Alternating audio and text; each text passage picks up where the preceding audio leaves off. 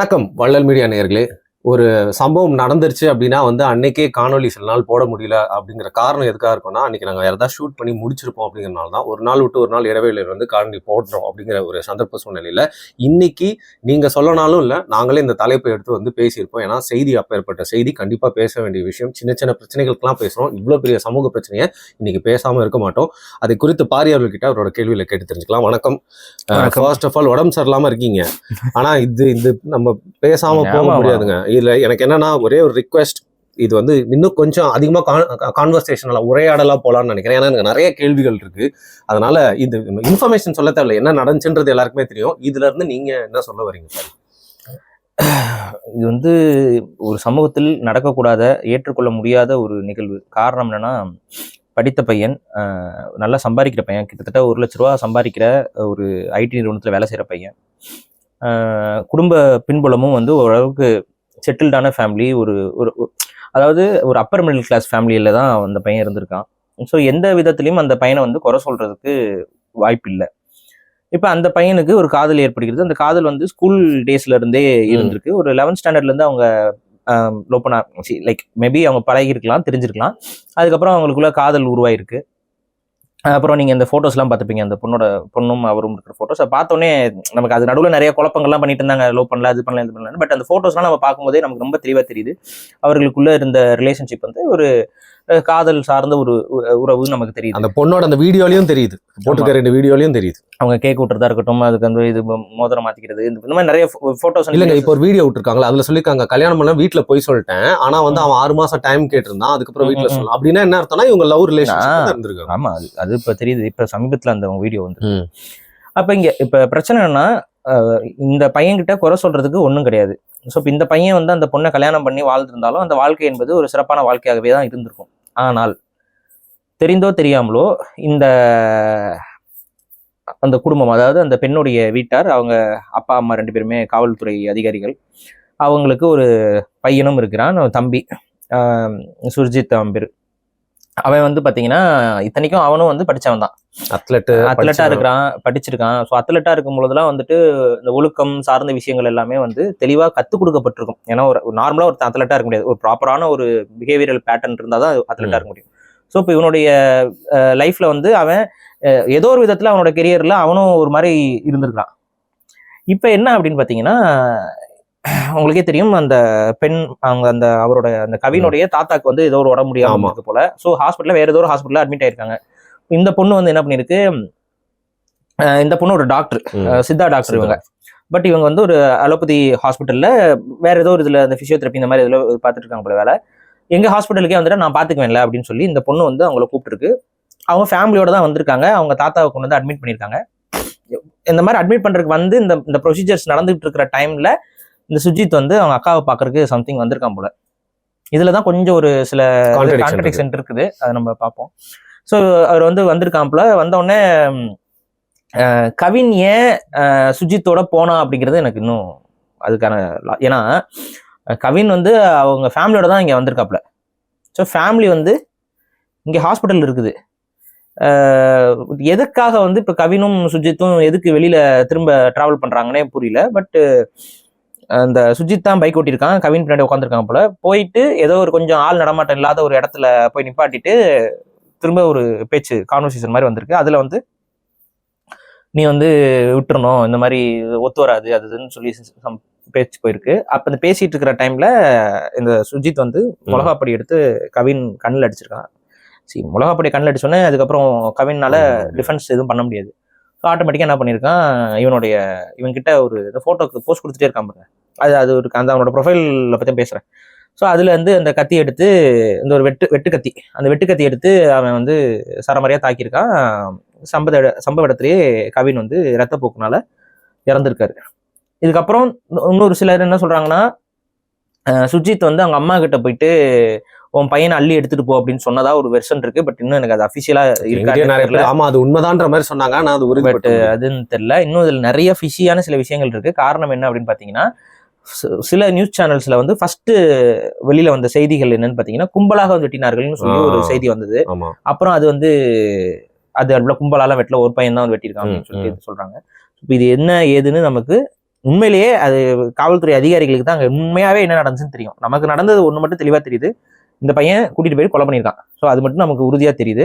அந்த கொலைக்கு பின்னாடி இருக்கக்கூடிய மோட்டிவ் வந்து அவங்க அக்காவை வந்து இவர் வந்து காதலிக்கிறாரு அப்படிங்கிறது, அது இவங்க குடும்பத்துக்கு பிடிக்காம இருந்திருக்கு, அதனால இந்த கொலை ஏற்பட்டிருக்கு. சரி, இப்ப இவங்க குடும்பத்திற்கு இந்த கவினை பிடிக்காமல் போனதுக்கான காரணம் என்ன அப்படின்னு பாத்தீங்கன்னா, அது வந்து முழுக்க முழுக்க சமூகம் சார்ந்ததாகத்தான் இருக்கு. அதுக்கு வேற காரணங்களே, ஏன்னா படிக்காம இல்லை, அவன் வந்து இத்தனைக்கும் அவன் ரொம்ப நல்லா படிக்கிற பையன், கோல்டு மெடலிஸ்ட்டு, 10th வந்து 490 மார்க்ஸ் வாங்கியிருக்கிறான், அதுக்கப்புறம் வந்து காலேஜில் கோல்டு மெடல் வாங்கியிருக்கான், இதுக்கப்புறம் நல்ல கம்பெனியில் நல்ல சேலரியில் இருக்கிற பையன். அவனுடைய கவினுடைய ப்ரொஃபைல் நீங்கள் உள்ளே போய் பார்த்தீங்கன்னாவே தெரியும். அவன் வந்து ஓப்பனாக சொன்னால் இன்னும் ஒரு 2 வருஷம் 3 வருஷத்துல வெளிநாட்டில் போய் செட்டில் ஆகிட்டு ஆன்சைட்ல வேலைக்கு போயிருக்கிற மாதிரியான ஒரு பையன் தான். ஸோ கண்டிப்பா இந்த பொண்ணு வந்து அந்த பையனை கல்யாணம் பண்ணியிருந்தா நிச்சயம் இந்த பொண்ணோட வாழ்க்கையும் நன்றாகவே தான் இருந்திருக்கும், எந்த விதமான பிரச்சனையும் இல்லை. இப்படி இருக்கிற பட்சத்தில் அந்த பையன் சைட்ல இருந்து அவங்க வீட்டுல பேசியிருக்கிறாங்க, பண்ணிருக்காங்க. இதுல இன்னும் கொஞ்சம் எனக்கு கொஞ்சம் அந்த டீட்டெயில்ஸ் தெரியல. பேச்சுவார்த்தைகள் குடும்பத்துக்குள்ள நடந்துச்சா, மிரட்டல் நடந்துச்சா, பேச்சுவார்த்தை நடந்துச்சா, வாக்குவாதம் நடந்துச்சா, இதெல்லாம் வந்து இன்னும் நமக்கு கிளியரா தெரியல. அது வந்து ஓப்பனா சொன்னா இவங்க அப்பா அம்மாக்கள் 2 பேருமே காவல்துறை அதிகாரிகள்ங்கிறனால இது வந்து நமக்கு ஒரு ஒரு வெளியில இன்னும் பெருசா தெரியாத ஒரு நிகழ்ச்சியால் தான் இருக்கு. இதுல இன்னொரு விஷயம் பாரி, நான் கேள்விப்பட்ட வரைக்கும் சில கோடி ரூபாய் சொத்துக்கள், அதாவது வந்து கம்பேரிட்டிவ்லி இந்த பொண்ணோட வீட்டோட நம்ம கவின் வீட்டுல வந்து பாத்தீங்கன்னா வந்து ஒரு லேண்ட் இதெல்லாம் இருக்கிறாங்க. அவங்க கொஞ்சம் அவங்க தாத்தா காலகட்டத்துல இருந்தே ஓரளவுக்கு இந்த கொஞ்சம் பாலிடிக்ஸ், அதுக்கப்புறம் அதுல எல்லாம் கொஞ்சம் வளமான குடும்பமா தான் இருக்கிறாங்க. அப்ப இது என்ன அப்படின்னு பாத்தீங்கன்னா, இப்ப நமக்கு இதுக்கு முன்னாடி நிறைய பேசியிருப்போம், அதெல்லாம் இப்ப எடுத்து போட்டு இந்த திராவிட கூட்டம் ஃபேக்கா நியூஸ் ஸ்ப்ரெட் பண்ணிட்டு இருக்கு. எந்த அளவுக்கு ஒரு கொலை நடக்கும் பொழுது அந்த கொலையை வந்து தப்பா சித்தரிப்பது ஒரு பெரிய குற்றமோ, அதே குற்றம் வேற ஒரு விஷயத்துக்கு பேசின ஒரு விஷயத்தை எடுத்து கட் பண்ணி இந்த விஷயத்தோட பிணைச்சு போட்டு பரப்புறது அதை விட ஒரு கேவலமான இழிவான செயல். அது இந்த திராவிட கூட்டமும் இந்த நமக்கு எதிராக பேசக்கூடிய கருத்தில் கொண்ட கூட்டமும் செஞ்சுக்கிட்டு இருக்கு. நீங்களே ஒரு 2 நிமிஷம் யோசிச்சு பாருங்க. இதை வந்து உங்களோட அரசியல்வாதிகளுக்கு நாங்க பண்ண ஆரம்பிச்சா நீங்க எங்க போவீங்க? உடனே கம்ப்ளைண்ட் தான் கொடுப்பாங்க. நம்ம வந்து என்ன விஷயத்துக்கு எதை பேசியிருக்கோம், எதை கொண்டு வந்து எதோட பிணைச்சு நம்ம வந்து தப்பா இந்த இஷ்யூக்கு நம்ம தப்பா ஒரு ஸ்டேட்மெண்ட் கொடுக்குற மாதிரி ஒரு சித்தரிப்பை வந்து உருவாக்கிட்டு இருக்கீங்க. பேசிக்கா வந்து பசங்க வந்து காதல்ங்கிற பேர்ல தேவையில்லாத போய் பிரச்சனைகளை மாட்டிக்க கூடாதுங்கிறதுக்காக சொல்லப்பட்ட ஒரு அட்வைஸை இந்த பர்டிகுலர் விஷயத்துல கொண்டு வந்து சம்மந்தப்படுத்தி பேசுவது முட்டாள்தனம். ஒவ்வொரு இஷ்யூவும் அந்த என்ன இஷ்யூக்காக பேசுறதுங்கிறத பார்க்கணும். இதுல வந்துட்டு நம்ம வெட்டுறதையும் குத்துறதையும் நியாயப்படுத்தல. தெளிவா சொன்னது என்னன்னா, அந்த தரப்புல இந்த மாதிரி வெட்டுதல் குத்துதல்ங்கிற அந்த வன்முறைக்கான சூழல் எதனால அதிகமாகுதுங்கிறத தான் நம்ம சொல்லியிருந்தோம். இப்ப இது வந்து ரொம்ப exceptional of the exceptional case. இது வந்து ரொம்ப கிராஜுவலா நடக்கிற ஒரு விஷயம் கிடையாது. இப்ப நான் என்ன சொல்றேன், ஹெல்த்தியா ஒரு உணவை சாப்பிடுங்க நம்ம சொல்றோம், ஜங்க் ஃபுட்ஸை சாப்பிடாதீங்கன்னு சொல்றோம். இப்ப ஹெல்த்தியா உணவை சாப்பிட்ட ஒருத்தனுக்கு வாயில புற்றுநோய் வந்து செத்துட்டான். இப்ப நீங்க என்ன சொல்லுவீங்க? ஹெல்த்தியா சாப்பிடாதீங்களா? ஏண்டா, வாயில புற்றுநோய் வர்றதுக்கு வேற காரணம் இருக்கும், வேற மாதிரியான சிச்சுவேஷன்ஸ் காரணமா இருக்கும். ஆனா ஹெல்த்தியா சாப்பிடுங்கிறது ஒரு நல்ல அட்வைஸ். அதை தான் நான் சொல்றேன். பசங்க காதல்ங்கிறதுல போய் மாட்டிக்காம உன் லைஃப பாரு, நீ தேவையில்லை இந்த மாதிரி ஒரு பொண்ணு பின்னாடி போறதோ, ஒரு பொண்ணுக்கு பின்னாடி போயிட்டு அதன் மூலியமா உன் லைஃபை காம்ப்ளிகேட் பண்ணிக்கிறதோ நமக்கு தேவை கிடையாது. 2வது, ஒரு பொண்ணை வந்து உனக்கு பிடிச்சிருக்கு, அந்த பொண்ணை கல்யாணம் பண்ணணும்னு நினைக்கிற, நீ எல்லாம் போய் கேட்குற, அவங்க வந்து சாதிக்குதுன்னு சொல்றாங்கன்னு பிரச்சனை வருதுன்னு வைங்களேன். நான் என்ன கேட்கிறேன், அந்த குடும்பத்துல போய் நீ பொண்ணு எடுத்து என்ன பண்ணுவ? இதையும் நம்ம பேசிருப்போம் அதே வீடியோல. அந்த குடும்பம் உன்னை வந்து ஏத்துக்கல, அதையும் மீறி அந்த குடும்பத்துக்குள்ள போயிட்டு வற்புறுத்தி அந்த பொண்ணுனா அப்புறம் அந்த பொண்ணு தனி கொடுத்தனதுக்கு போகணும். தனி கொடுத்தனதுக்கு போனதுக்கு அப்புறம் அந்த பொண்ணோட மென்டாலிட்டி என்னவா இருக்கும்? குழந்தை பிறக்கும் போது அவங்க அம்மா வீட்டுக்கு போகணும்னு சொல்லும். இது தேவையில்லாத உங்க லைஃபை காம்ப்ளிகேட் பண்ணும். ஸோ இந்த மாதிரி இதுல போய் மாட்டாதீங்கன்னு நம்ம சொல்லியிருப்போம். உங்களுக்கு அக்செப்ட் பண்ணிக்கிறதுக்கு ஓகேவா இருக்கா? அது ஓகே. அவங்க அக்செப்ட் பண்ணிக்க மாட்டேன்னு சொல்றாங்கன்னா என்ன போய் கெஞ்ச போறீங்களா? இல்ல, அந்த லவ்ன்றப்போ அதை பண்ணதானங்க செய்வாங்க. இல்லைங்க, அது அங்க பண்றதுதான் இங்க பிரச்சனையே வருது. இதுதான் நிறைய பேருக்கு ப்ராப்ளமா வந்து நிக்குது. ஏன்னா கல்யாணம்ங்கிறது ஆக்சுவலா 2 குடும்பங்கள் சேர நிகழ்வு. நம்ம கல்ச்சர்ல, நீங்க வந்து வெஸ்டர்ன் கல்ச்சர்ஸ்ல அது வேற மாதிரி இருக்கும். நம்ம கல்ச்சர்ல வந்து பாத்தீங்கன்னா பெண்களும் சரி ஆண்களும் சரி இந்த குடும்ப பாண்டிங் வந்து ரொம்ப ஸ்ட்ராங்கா இருக்கிற ஒரு விஷயம். இப்ப இந்த இடத்துல வந்துட்டு லவ் பண்றீங்க, ஃபேமிலியில ஒத்துக்கலைன்னா ஒத்துக்கிற வரைக்கும் கொஞ்சம் பொறுமையா அதை அணுகி பார்க்கணும். அதுல வந்து ரொம்ப ப்ரெஷரைஸ் பண்ணி நம்ம ஒரு விஷயத்த பண்ணோம் அப்படின்னா அது நமக்கு எதிராக போறதுக்கு வாய்ப்பு இருக்கு. இந்த மாதிரி ஏதாவது கிறுக்கு பயலுக வந்து ஏதாவது ஒன்று பண்ணிட்டு போவான். இது யாருக்கு நஷ்டம்? இப்ப இந்த இஷ்யூல யாருக்கு நஷ்டமா இருக்குன்னு கொஞ்சம் பாருங்க.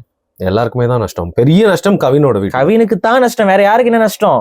அந்த பொண்ணு இன்னைக்கு என்ன சொல்லிச்சு, எங்க அப்பாக்கும் எங்க அம்மாக்கும் இதுல சம்பந்தம் இல்லைன்றுச்சு. ஸோ ஆட்டோமேட்டிக்கா அந்த வாக்கு மூலம் என்ன ஆக போகுது, இன்னும் ஃபியூ டேஸ்ல வந்துட்டு அவங்களுக்கு பெயில் கொடுத்துருவாங்க. நிறுத்தி நிதானமா சொல்லிச்சு அந்த பொண்ணு வீடியோல வந்து பெயில் கொடுத்துட்டு போறாங்க. இப்ப அவங்க அப்பா அம்மா வந்து விக்டிமா இருக்க மாட்டாங்க, கொலை பண்ண மட்டும்தான் ஜெயிலுக்கு போவான்.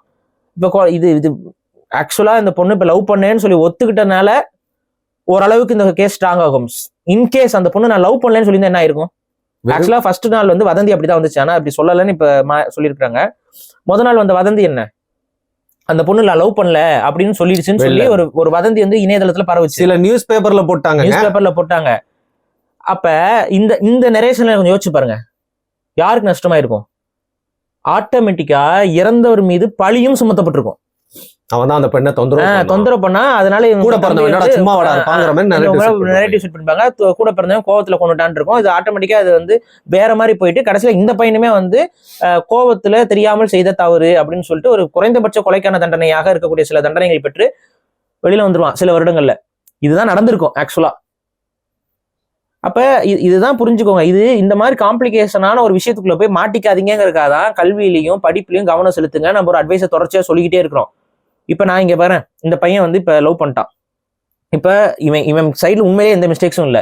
லவ் பண்ணிருக்கான், அவங்க வீட்டுல பேசணும்னு சொல்லிருக்கான், எல்லாமே போயிருக்கு. டைம் கேட்டிருக்காங்கிறத இந்த பொண்ணோட இப்ப கடைசியா இந்த சொன்னதுல ஒரு 6 months டைம் கொடு அப்படிங்கிற மாதிரி வீட்டுல போய் சொல்லு. இல்ல, அதுக்கு அந்த வார்த்தைகளை சொன்னதுக்கு பின்னாலையும் சில காரண காரியங்கள் தான் இருக்கிறது. இப்ப சுஜித் சைட்ல இருந்து கொடுக்கக்கூடிய ஸ்டேட்மெண்ட் மூலியமாக இந்த கேஸ் வேற மாதிரி மாறதுக்கு வாய்ப்பு இருக்கு. என்ன மாதிரி சொல்றீங்க? இப்ப அந்த பொண்ணு என்ன சொல்லுது? நான் கல்யாணம் பண்ணிக்க தயாரா இருந்தேன், கவின் தான் டைம் கேட்டான். சோ இந்த பையனுக்கும் கவினுக்கும் என்ன கான்வர்சேஷன் நடந்தா அந்த பொண்ணு சொல்லுது? இப்ப வா மாதிரி வீட்டுல பேசினேன், ஏன்னா உன் கல்யாணம் முடிச்சாதான் வந்து என்னோட வாழ்க்கையை பார்க்க முடியும், ஒரு அண்ணனா ஒரு சகோதரன். என்ன சொல்லியிருக்கான்னு இந்த பொண்ணு சொல்லுதுன்னா, என் அக்காவுக்கு கல்யாணம் பண்ணி முடிச்சாதான் என் லைஃப் நான் பார்க்க முடியும் அப்படிங்கிற மாதிரி அவன் சொன்னதா இந்த பொண்ணு ஸ்டேட்மெண்ட்ல பதிவு பண்ணுது. இப்ப சுஜித்தோட ஸ்டேட்மெண்ட் வந்து ரெக்கார்ட் செய்யப்படும். என்னவா ரெக்கார்ட் செய்யப்படும்னு நினைக்கிறீங்க? அதாவது என்னோட சிஸ்டர் வந்து கல்யாணம் பண்ணிக்கிறதுக்கு ரொம்ப டைம் இழுத்துட்டே இருந்தான், அதனால எனக்கும் அவனுக்கு வாய்ப்பு அந்த மாதிரி அவன் ஸ்டேட்மெண்ட் கொடுத்தானா இந்த மிஸ்டேக் யார் மேல போகும்? திருப்பியும் கவின் மேல. இதுதான் இங்க பிரச்சனை. இந்த ஸ்டேட்மெண்ட்ஸ் எல்லாமே காவல்துறையுடைய தீவிரமான கைடன்ஸ் மூலமாக வரக்கூடிய ஸ்டேட்மெண்ட்ஸ்ங்கிறது நமக்கு தெரியும். பிளஸ் பேரண்ட்ஸ் வந்து அவங்க 2 பேரும் போலீஸுங்கும் போது ஒட்டுமொத்த ஈகோ சிஸ்டமும் அந்த காவல்துறை அதிகாரிகளை காப்பாற்றணுங்கிறதுக்காக எல்லாமே பண்ணுவாங்க. ஸோ இப்போ இந்த இடத்துல நரேஷன் வச்சு பார்க்கும்போது, அந்த பொண்ணோட ஆடியோ வச்சு பார்க்கும்போது அடுத்து சுஜித்தோட ஸ்டேட்மெண்ட் என்னவா இருக்குன்னு எனக்கு என்னால யூகிக்க முடியுது. என்ன ஸ்டேட்மெண்ட் அவர் சொல்லுவாப்ல பார்க்கலாம். இது மாதிரி வருது, மோஸ்ட்லி அப்படிதான் வரக்கு வாய்ப்பு இருக்கு. என்ன ஸ்டேட்மெண்ட் சொல்லுவாரு? நாங்க வந்து எங்க அக்காவை கல்யாணம் பண்ணிக்கிறேன்னு சொல்லிட்டு கல்யாணமும் பண்ணிக்காம டைம் கேட்டுட்டு ஊருக்கே தெரிஞ்சிருச்சு பழகிறது, ஊருக்கே தெரிஞ்சிருச்சு இவன் கல்யாணமும் பண்ணிக்க மாட்டேன்னு சொல்லி சுத்திட்டே இருந்தான், அதனால அவனுக்கு எனக்கு வாய் தகராறு ஏற்பட்டுச்சு, அதனால நான் வெட்டினேன் அப்படிங்கிற மாதிரி ஸ்டேட்மெண்ட் வருவதற்கு வாய்ப்புகள் அதிகம். அப்ப அதுக்கு தகுந்த மாதிரி தான் இந்த பொண்ணும் இப்ப வந்து ஸ்டேட்மெண்ட் கொடுத்திருப்பதாக நான் காதலிக்கல அப்படின்னு சொல்ற நரேஷன் பத்திரிகைகள் எங்க இருந்து எடுத்தாங்க எனக்கு அது புரியல. இது என்ன, இந்த கேஸ்ல நிறைய மர்மம் இருக்கு. ஓப்பனா சொல்றேன், இந்த கேஸ்ல நிறைய மர்மம் இருக்கு. காதலிக்கலன்னு ஸ்டேட்மெண்ட் நியூஸ் பேப்பர்ல எல்லாம் இப்ப பிரிண்ட் அடிச்சு வர அளவுக்கு யாருக்கு சொன்னா, அப்புறம் கடைசியில அது வேற போட்டோஸ் எல்லாம் வெளியில வந்தோடனே காதலிக்கிறாங்க, காதலிச்சது உண்மை இப்படி. ஆனா டைம் கேட்டான் கவின் டைம் கேட்க வேண்டிய அவசியம் என்ன? வேலை கிடைக்கலனா கூட பரவாயில்ல, வேலையிலும் அவனுக்கு வேலை இருக்கு, எல்லாமே இருக்கு, அவனுக்கு டைம் கேட்க வேண்டிய அவசியம் என்ன? அவங்க வீட்டுக்கும் தெரிஞ்சிருச்சு ஏற்கனவே. கவின் வீட்டுக்கு தெரியும். கவின் டைம் கேட்பதற்கான தேவை என்னவா இருந்திருக்க முடியும்? இடிக்குது. இதுதான் இங்க பிரச்சனை. ஸோ இவங்க என்னவா கொண்டு போக போறாங்கன்னு நமக்கு புரிஞ்சிருச்சு இந்த கேஸ். ஸோ இதுதான் நடக்க போது, நம்மளால யூகிக்க முடியுது. சரி, இங்க வர சரி, இப்ப இந்த பிரச்சனையை நம்ம எப்படி அணுகணும் அப்படின்னு பாத்தீங்கன்னா, இது நடந்திருக்க கூடாத ஒரு செயல். ஆனா இது நடந்ததற்கான அடிப்படை காரணம் என்பது அந்த சுஜித்துடைய வளர்ப்பு முறைதான். சுஜித்தை சின்ன வயசுல இருந்தே வெறி கொண்டு வளர்த்து வச்சிருக்கார்கள்.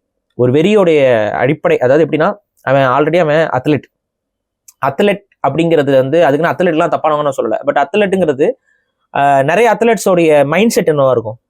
ரொம்ப பிசிக்கலி அஜைலா ஃபீல் பண்ணிருப்பாங்க. நம்ம ரொம்ப பிசிக்கலா ஸ்ட்ராங், நம்ம ரொம்ப கரேஜியஸ், நம்ம ரொம்ப ஒரு நம்மள யாரும் செய்ய முடியாது அப்படிங்கிற ஒரு மைண்ட் செட் வந்து இருக்கவங்க தான் ஆக்சுவலா அத்லெட் ஆகணுங்கிற எண்ணத்துக்குள்ளே போவாங்க.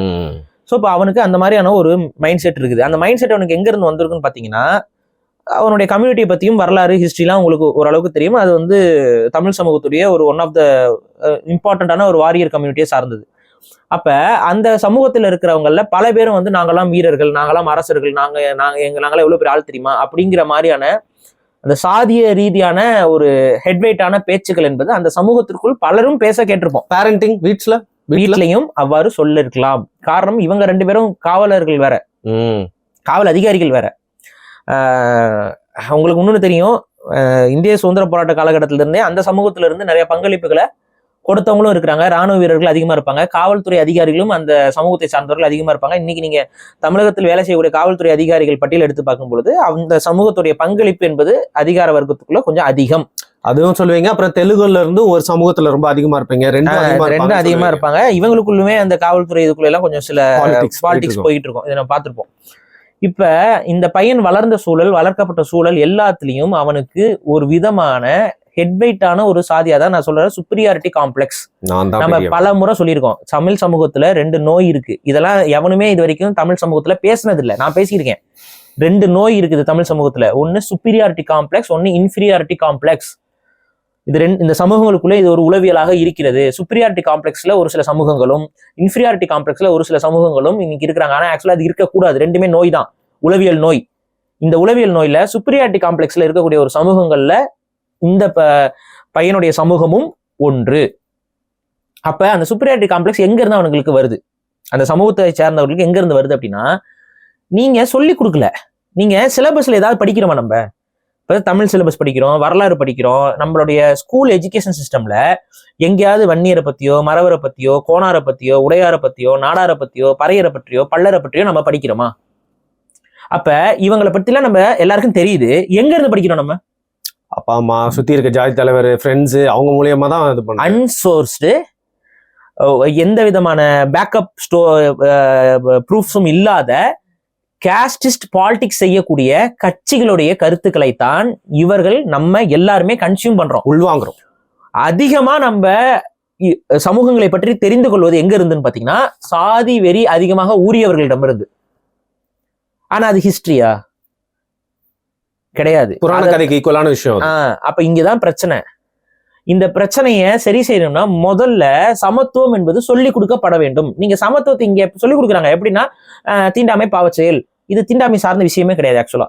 இப்ப இந்த கொலை வந்து நீங்க நிறைய பேர் வந்து தீண்டாமை கொலை, ஆணவ கொலை அப்படின்னு சொல்றாங்க. ஆனா உண்மையில் இது அது அல்ல, இது ஆணவ கொலை இல்ல. ஏன் நான் சொல்றேன்னா, இந்த பையன் வந்து அந்த குறிப்பிட்ட சமூகத்தை எதிரி சமூகமா பாக்குறான். தீண்டாமை பார்க்கலாமே, எதிரி சமூகமா பாக்குறான். இங்க தாழ்த்தி பாக்குறான்னு, எதிரின்றத தாழ்த்தி பாக்குறான். தாழ்த்தி பாக்குறாங்கிற கான்செப்ட்ல தான் நீங்க போட்டு இங்க குழப்ப பாக்குறீங்க.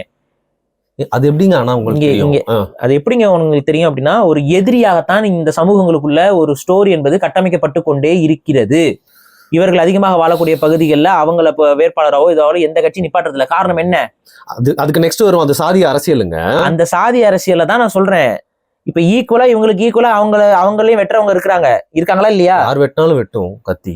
இத செய்யறாங்களா இல்லையா? 2 தரப்புலையும் அந்த பகுதிகளில் உங்களுக்கு தெரியும், அந்த 2 கம்யூனிட்டிக்குள்ளேயே இருக்கக்கூடிய ரைவல் போக்கு எந்த அளவுக்குன்னு உங்களுக்கு நல்லாவே தெரியும். பல ஹிஸ்டரி ஆஃப் மர்டர்ஸ் வந்து தொடர்ச்சியா மாறி மாறி மாறி மாறி மாறி அந்த சமூகத்துக்குள்ள நடந்து கொண்டே இருக்கிறது.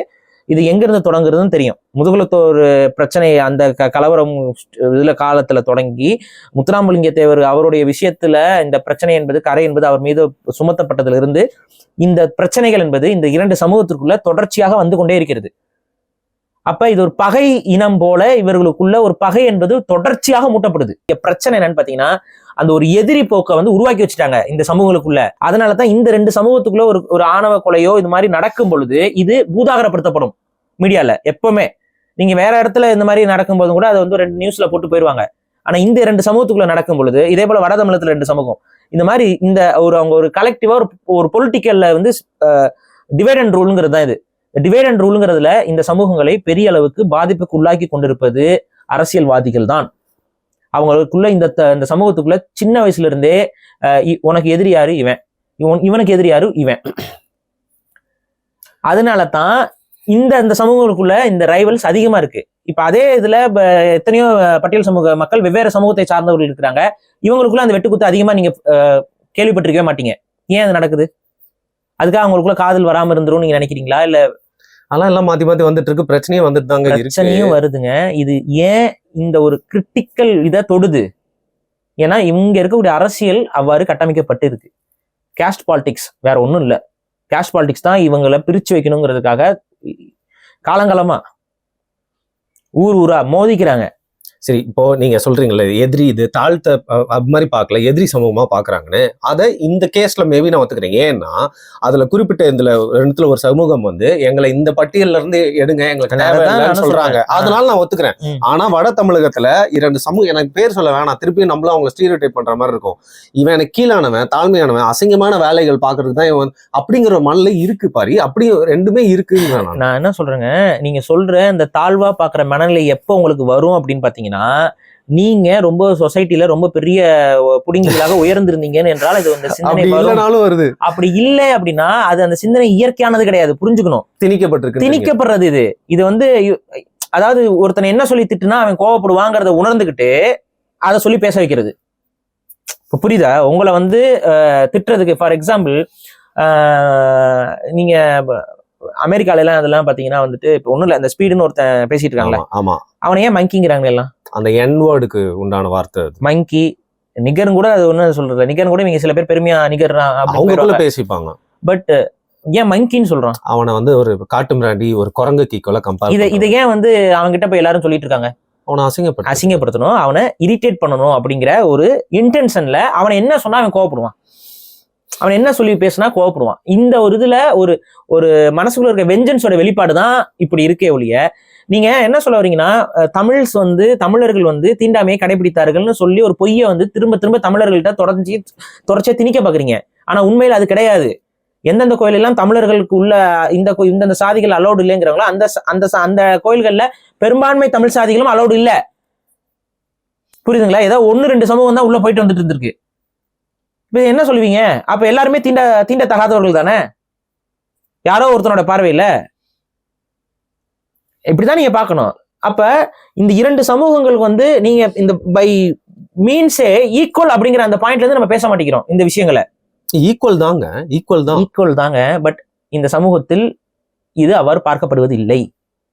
நீங்க ஈக்குவல் அப்படிங்கிறத எப்படி பேசணும்? ஈக்குவலா ட்ரீட் பண்ணாதானே ஈக்குவாலிட்டி வரும்.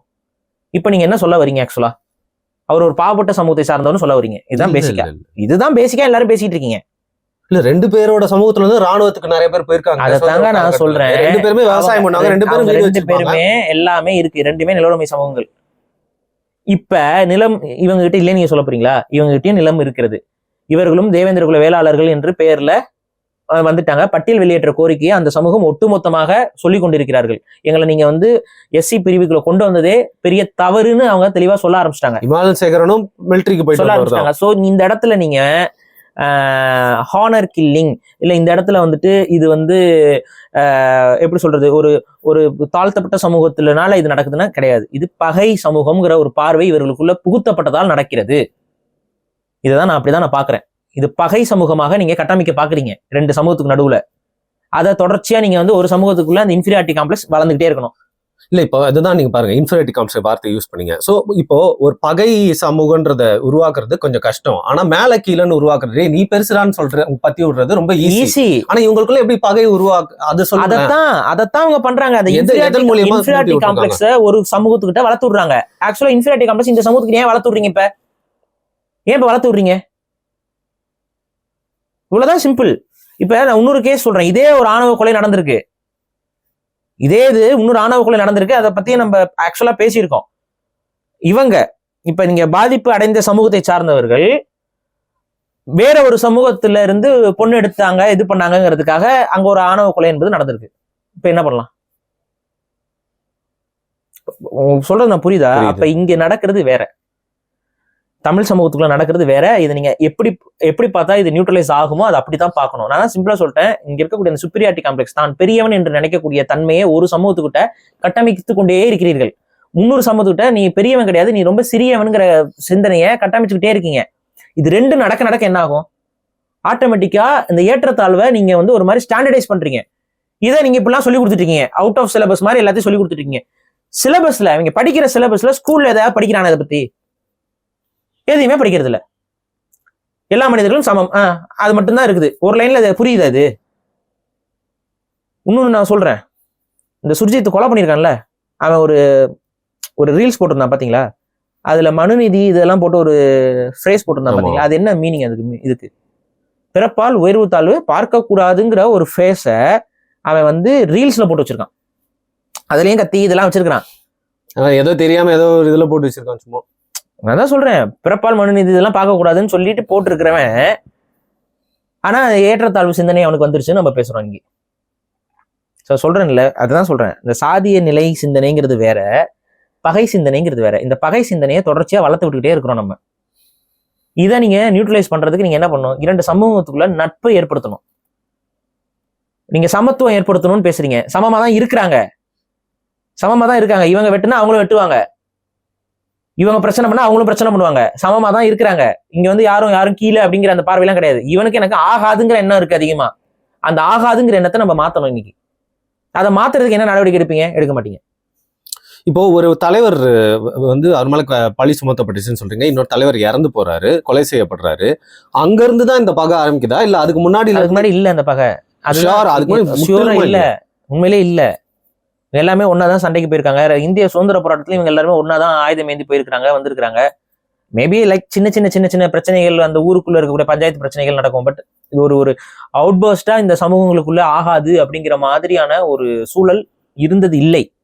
இன்னைக்கும் சொல்றேன், இன்னைக்கும் சில கிராமங்கள்ல அந்த மியூச்சுவலா போற இஷ்யூஸ்லாம் இருக்கு. அவங்களுக்குள்ள வந்து ஒரு சமத்துவம், அவங்களுக்குள்ள ஒரு பேச்சுவார்த்தை இதெல்லாம் போறதும் இருக்கு. ஆனா சில இடங்கள்ல ஒரு மறக்க முடியாத மாதிரி சில சம்பவங்கள், சில ஊர்கள்ல சில கொலைகள், சில விஷயங்கள் நடந்துறதுனால அந்த பகை என்பது ரொம்ப டீப் ரூட்டடா இருக்கு. இன்னைக்கு இவனை கொண்டான் அவனை கொண்டான், இந்த கொலை செய்யறதுல 2 தரப்பு ரவுடிகளையும் மாறி மாறி ப்ரொமோட் பண்ற வேலையெல்லாம் நீங்க பார்த்திருப்பீங்க.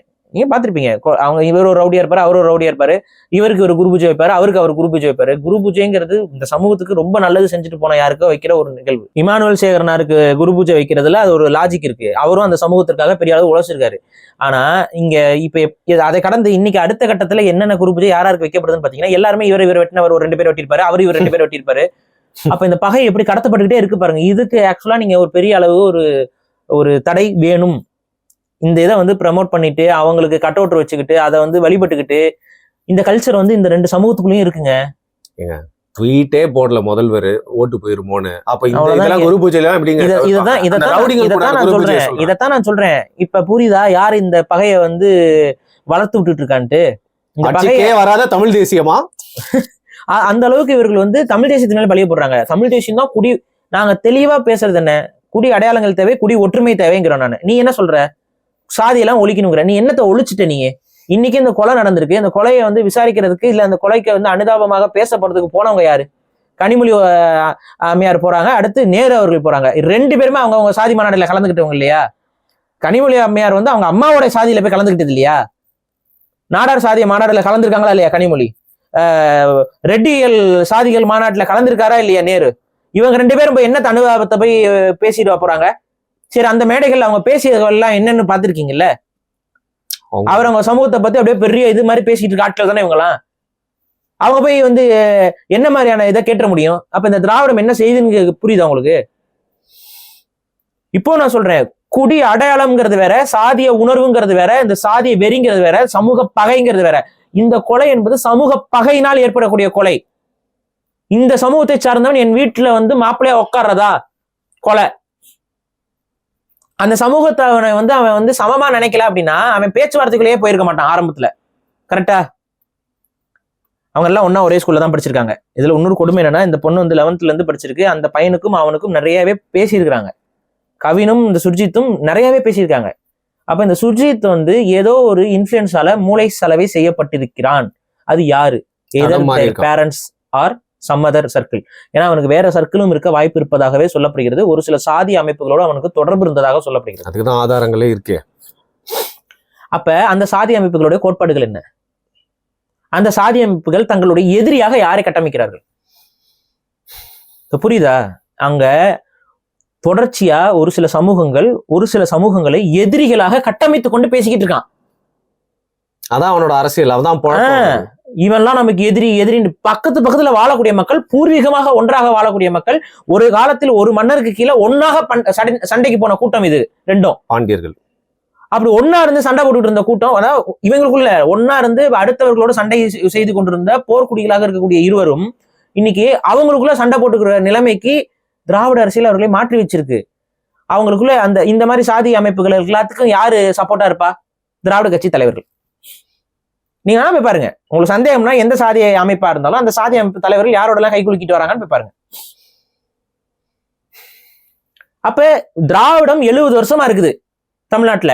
70 வருஷமா சாதியை ஒழிச்சிட்டோம்ங்கிறதுக்காக ஒரு வயோதிகரோட புகைப்படத்தை வச்சுக்கிட்டு இவர் சாதியை ஒழித்து விட்டாருன்னு சொல்லிட்டு இருக்கீங்க. வெக்கமா இருக்க வேண்டாம் உங்களுக்குலாம்? என்னடா சாதியை ஒழிச்சிட்டோம்னு தமிழ்நாட்டுல நம்ம பீத்திக்கிட்டு இருக்கிறோம், ஆனா சாதிய படுகொலைகள் நடந்துகிட்டு இருக்கு தமிழ்நாட்டுல. அப்ப யார் வெக்கப்படணும்? ஏண்டா அதிகாரத்துல 70 வருஷமா இருந்து தின்னு கொளுத்துக்கிட்டு இருக்க நீங்க வெக்கப்பட மாட்ட, அதிகாரத்துக்கே வராத தமிழ் தேசியவாதிகளை குற்றம் சொல்லுவியா நீ? அப்படி இல்லங்க, அவங்க 65 வருஷம் செஞ்ச அந்த தொண்டை 5 வருஷத்துல நீங்களாம் வந்து யூடியூப்ல பேசி அந்த 65 வருஷமா எந்த படுகொலையும் நடக்கலையாடா? எரிச்சல் வருதா இல்லையா? வருஷத்துக்கு 4 பேர் 5 பேர் வெட்டிக்கிட்டு செத்திட்டு இருக்காண்டா பைத்தியக்காரா. வந்து தமிழ் தேசியத்து மேல குறை சொல்ற? உன் ஆட்சியில எத்தனை கொலைகள் நடந்திருக்கு? ஒவ்வொரு திமுக ஆட்சியா இருக்கட்டும், அதிமுக எல்லாமே திராவிட கட்சிகள் தானே. என்ன திராவிட கட்சி வந்து சமத்துவத்தை ஒருங்கிணைப்ப செஞ்சுட்ட நீ? சரி, நீ என்னைக்காவது வந்து இதெல்லாம் திராவிட கட்சிகள், திராவிட கொள்கைகள், ஈவேரா கொள்கைகள் மாத்தி நிப்பாட்டுறா? நீ மாத்தி நிப்பாட்டு. நீ இன்னைக்கு வரைக்கும் உன் கட்சியில இருந்து ஒரு பய வந்து அறிக்கை கொடுக்கறதுக்கு யோசிச்சுட்டு இருக்கானுங்க.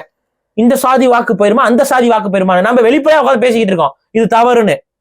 நம்ம கிட்ட வந்து பேசிக்கிட்டு இருக்கான். இங்க பாருங்க, இன்னொன்னு நம்ம ஏன் இங்க பேசுறோம்னா, இவனுங்களோட நோக்கம் என்னன்னா, இப்ப நமக்கு தெரியும் இந்த நீங்க சொல்றீங்கல்ல இந்த இந்த இப்ப கவினுக்கு சப்போர்ட் பண்ணிட்டு பேசுறான்லாம் என்ன பேசுறான்? ஒரு சமூகத்தை சொல்லி ஒட்டுமொத்த சமூகத்தை திட்டானா இல்லையா? ஜாதி வெறி பிடிச்சவங்க அப்படின்னு சொல்றாங்க. ஆனா இதை காரணமா காட்டி நேத்தி டாக்ஸிக்கா என்ன ஆயிடுச்சு, இந்த சமூகத்துல இருந்து சில பேர் அந்த சமூகத்துல இருக்கவங்களை ஸ்டீரியோடைப் பண்ணி அசிங்கமா திட்டுறது, அவங்க இவங்கள திட்டுறது. இதுல இவங்க வந்து எங்க ரத்தத்திலே இது ஊறி இருக்குடா, நாங்க வெட்டுறதுக்குன்னே பிறந்தவங்கடா. இது வருதா இல்லையா? இப்ப ஆமா, இப்ப இதை இந்த இந்த இந்த பேச்சுக்களை யாரு இப்ப இதுதானே சாதியை தூண்டுறது, சாதி வீதியை தூண்டுறது. நீ ஒருத்தன் தப்பு செய்யறாங்க, ஒரு கொலையாளி தவறு செய்யறான். அந்த கொலையாளியை தவறு செய்யறதுக்கு சாதிய உணர்வு எண்ணம் காரணமா இருக்குன்னே வச்சுக்குவோம். அவனை நீங்க வந்து அந்த சாதிய டேர்ம்ஸ் சொல்லி நீங்க அடிக்க ஆட்டோமேட்டிக்கா என்ன ஆகுது? இவன் ஒருத்தன் அந்த சாதியோட ரெப்ரசன்டேட்டிவா மாறிடுறான். நம்ம எல்லாருமே இப்படிதான் போல அப்படின்னு நினைச்சுப்பாங்க அதுல இருக்கவங்க. அப்ப இந்த ரெப்ரசன்டேஷனா மாறினோடனே என்னதான் இருந்தாலும் நமக்காக அப்படிங்கிற அந்த ஒரு மைண்ட் செட் வந்து அவனை வந்து யூனிஃபை பண்ணி விட்டுறீங்க, எல்லாம் ஒன்னாக்கி விட்டுறீங்க அவனை. அப்புறம் அவனை காப்பாத்துறதுக்கு அந்த சமூகம் இறங்குது உள்ள. இதுல எப்படின்னாங்க, சாரி சொல்லிதான் ஆகணும், நம்ம குல விளக்க காக்கிறதுக்காக ஒருத்தன் படுறான், அவன் லைஃபே தியாகம் பண்ணிருக்கான் பண்றாங்க. நான் தான் திரும்ப சொல்றேன், இது எப்படின்னா இது ரொம்ப பிளான்டா ஸ்ட்ரக்சர்டா இது நடக்குது. இப்ப ஒருத்தன் திருடுறவனுக்கு என்னைக்காவது சாதி ஏதாவது பேசுறமா? ஏன்? ஏன்னா எல்லா சாதியிலும் இருக்கான் திருடு. அதேதானுங்க இதுவும். கொலை செய்யறவன் எல்லா சாதியிலும் இருக்காங்க. கொலை செய்யறதுக்கு ஒவ்வொருத்தனுக்கும் ஒவ்வொரு மோட்டிவ் இருக்குங்க. ஆனா நீங்க இங்க பிரச்சனை என்னன்னு பாத்தீங்கன்னா, இந்த சாதி ரீதியான பிரச்சனைகள் வரும்போது இந்த சாதிகள் தான் மோட்டிவ்னு சொல்லிட்டு நீங்க ஆக்கி ஒட்டுமொத்த சாதியுமே அப்படிதான் இருக்குன்றீங்க. நீங்க அப்படி கிடையாது. இப்ப நீங்க பாருங்க, இந்த 2 சமூகத்துக்குள்ள கல்யாணமே நடக்கல நீங்க பேச போறீங்களா? அது நீங்க நியூஸ்ல வந்திருக்கா? வராது. ஏன் வரல? ஏன் வரல? இதுக்கு சொல்லு பதில். இதான் நான் கேக்குறேன், ஏன் வரல? அது நல்ல விஷயம், பெருசா போய் சேராது. அப்படிதான், அதுதான் இங்க பிரச்சனை. போய் சேரும். நீ பகைய மட்டும் பூதாகரப்படுத்தி காட்டிக்கிட்டு இருக்க, நன்மைகள் நடக்கும்போது அதை மறைச்சிடுற. அப்ப உன்னோட நோக்கம் என்ன? வெள்ளக்காரிய கல்யாணம் பண்ணிட்டான்னு நியூஸ்ல காட்டுவாங்க. நான் இப்ப என்ன கேக்குன்னா, இப்ப நம்ம வந்து இப்ப நமக்குள்ள 2 பேருக்கும் சண்டை நடக்குது. இப்போ ஃபார் எக்ஸாம்பிள் அண்ணன் தம்பி 2 பேர் இருக்கான். அண்ணன் தம்பி 2 பேருக்குள்ள சண்டை நடக்குது. இப்ப தமிழ் தேசியத்திற்கும் இந்த திராவிடத்துக்கு என்ன வித்தியாசங்கிறத நான் சொல்றேன், ஒரு புரியறதுக்காக சொல்றேன். தமிழ் தேசியம் எப்படி பாக்குதுன்னா, மறவர்களையும் தேவேந்திர குல வேளாளர்களையும் அண்ணன் தம்பியா பாக்குது, ஒன்னாதான் பாக்குது, ஒரே பிள்ளைகளா பாக்குது, ஒரே ரத்தவனா பாக்குது. ஒரு தந்தை ஸ்தானத்துல இருந்து இந்த 2 சமூகமும் நன்றாக இருக்க வேண்டும்னு நாங்க நினைக்கிறோம். அப்ப நாங்க என்ன பண்றோம், எங்களை பொறுத்த வரைக்கும் இது 2ம் எனக்கான பிள்ளைகள்னு வச்சுக்கோமே. ஒரு 2 அண்ணன் தம்பிகளுக்குள்ள ஏதோ ஒரு இதுல சண்டை வருதுன்னு வைங்க, ஏதோ ஒரு காரணத்துல நீ பெரியவன் நான் பெரியவன் ஒரு சண்டை வருது. இப்ப அப்பாக்கள் என்ன பண்ணுவாங்க, அம்மாக்கள் என்ன பண்ணுவாங்க? 2மே என் புள்ளதான், 2 என் கண்ணுங்க தான், 2 ஒன்னா சேர்ந்து எதுக்குடா சண்டை போடுறீங்க? அந்த சண்டையே எடுத்து பேசுவாங்க. இந்த சண்டையில யாரு தப்பு? என்ன இருந்தாலும் நீ இப்படி பண்ணிடக்கூடாது, பேசாம இரு, அண்ணன் விட்டு கொடுத்து போக மாட்டியா, இது பண்ண மாட்டியா, நீ எதுக்கு வீம்புக்கு நிக்கிற, இது பண்ற, மாறி மாறி மாறி பேசி இந்த 2 பேரையும் சேர்த்து வைக்கணுங்கிற எண்ணத்துல இருப்பாங்க. கரெக்டா?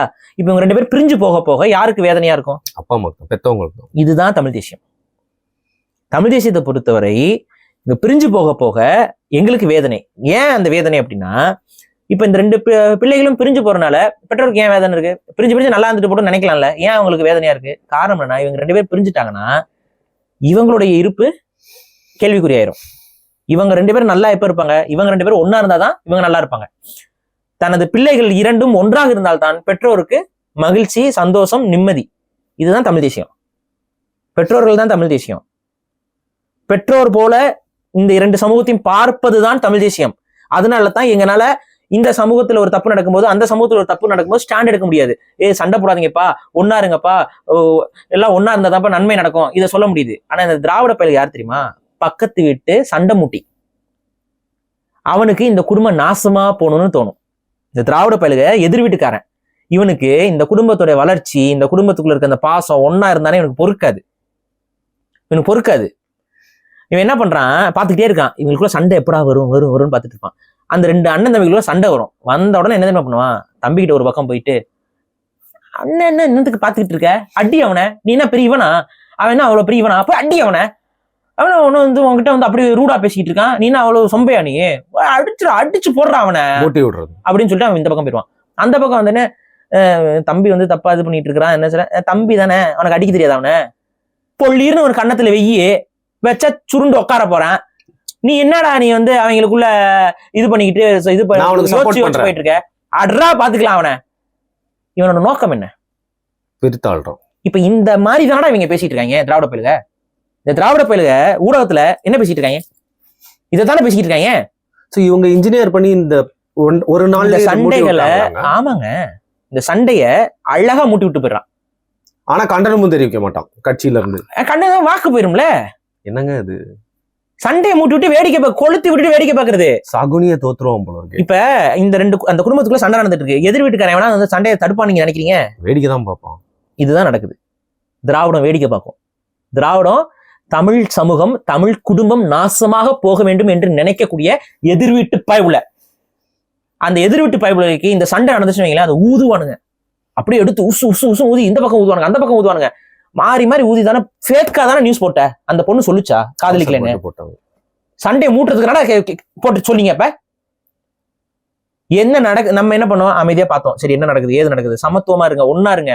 இந்த நேரத்துல இவங்க நமக்குள்ள சண்டையை மூட்டி விடுவாங்க, பிரிஞ்சு போகாதீங்க, யோசிச்சு ஒன்னா இருந்து குற்றவாளி தண்டிக்கப்படணும். அதுக்காக சண்டை போடணும்னு அவசியம் இல்ல. ஒரு உயிரோட நிக்கணுமா இல்ல அது அப்படி செயின் ரியாக்ஷன் ஆகுமா? செயின் ரியாக்ஷன் ஆனா தான் இவனுக்கு சந்தோஷம். இந்த திராவிட கூட்டத்துக்கு செயின் ரியாக்ஷன் ஆகணும். இவனுக்கு இதுக்காக 2 பேர் சாகணும், அதுக்காக 2 பேர் சாகணும், இவங்களுக்குள்ள பகை வளர்ந்துடணும். இத மனசுல இந்த பகையை வளர்த்துக்கிட்டே இருப்பானுங்க. இதுதான் இங்க பிரச்சனை. சோ இதான் நான் சொல்றேன், தயவு செஞ்சு ஒரு விஷயம் புரிஞ்சுக்கோங்க. இப்ப இந்த 2 சமூகம் சண்டை போடணுங்கிறது உங்க நோக்கமா? இந்த 2 சமூகம் சேரணுங்கிறது உங்க நோக்கமா? சேரணுங்கிற ஒரு நோக்கம் இருந்துச்சுன்னா தமிழ் தேசியம் என்ன சொல்லுதுங்கிறத கவனிச்சு கேளு. இரண்டும் ஒண்ணுக்கு ஒண்ணு சலைச்ச சமூகங்கள் அல்ல. 2ம் நிலவுடைமை சமூகங்கள். 2க்கும் ஒரு உயரிய வரலாறு உண்டு. இவ 2ம் சமம். இன்னொன்னு என்னன்னா, இங்க 2மே ஒரே தொப்புள் கூடிய உறவாகத்தான் இவர்கள் கிளைத்து இருந்திருக்கிறார்கள். ஒரே பண்பாட்டு கூறுகள் கொண்ட ஒரே வளர்ச்சியின் பாதையில வந்தவர்கள் தான் இவர்கள். பாக்குறதுக்கு கூட நம்ம எல்லாருமே ஒரே மாதிரிதான் இருப்பாங்க. நீங்க அந்த பகுதியில போயிட்டு வித்தியாசமாவே யாருக்கும் தெரியாது. உங்களுக்கு ஒரே மாதிரிதான் இருப்பாங்க பாக்குறதுக்கு. பார்வையில நீங்க இவர் முக்குலத்தர் ஆளு, இவர் தேவேந்திர குலத்து ஆளுன்னு ஏதாவது சொல்ல முடியுமா? எவனை சொல்ல முடியும்? 10 பேர் நிப்பாட்டி கண்டுபிடிக்க சொல்லு. நீ சாதி வெறியனாவே இருக்கட்டும், போய் மோந்து பார்த்து எதையோ பார்த்து கண்டுபிடிப்பா. நீ ஒன்னும் கண்டுபிடிக்க முடியாது உன்னால.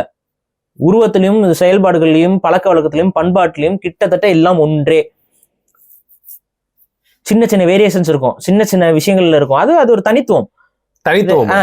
அது ஒரு யூனிக்னஸ், அவ்வளவுதான். ஆனா அதுல ஏற்றத்தாழ்வுலாம் கிடையாது, எல்லாம் ஒண்ணு. அப்ப ஒன்னா இருக்கணும்னு நினைச்சு இருந்தா அந்த இதை தொடர்ச்சியா அந்த பசங்களுக்கு சின்ன வயசுல இருந்தே, நான் சுஜித்தையே சொல்றேன், இந்த சுஜித்னு இந்த பையன் கிட்ட சின்ன வயசுல இருந்தே நம்மளாம் ஒண்ணுடா, ஒண்ணுக்குள்ள ஒண்ணுடா, எதுக்குடா இந்த தமிழ் தேசியம் பேசுற மாதிரி அவனுக்கு சொல்லி புரிய வச்சிருந்தா அவன் இந்த மாதிரி வெட்டிருப்பானா? அவனுக்கு அக்காவை கல்யாணம் பண்ணுப்பா, எதுக்கு லேட் பண்ணிட்டு இருக்க, நீ வெளியில சுத்துறதுலாம் ஊருக்கு தெரியுது, இது பண்ணதுக்கு அக்காவை தப்பா பேசுவாங்க, நீங்க சீக்கிரம் கட்டு, இது பண்ணு, உனக்கு என்ன பண்ணி தான் சம்பாதிக்கிறீங்களா, 1 லட்ச ரூபா சம்பாதிக்கிற, கல்யாணம் பண்ணு. நடத்தி வச்சிருப்பான் அப்பா அம்மா எதிர்த்து முடிஞ்சிருக்கும், ஒன்னும் பிரச்சனையே இல்லாம இருக்கும். அவனுக்கு அந்த உளவியல் சிதைவு எங்க இருந்து வருது?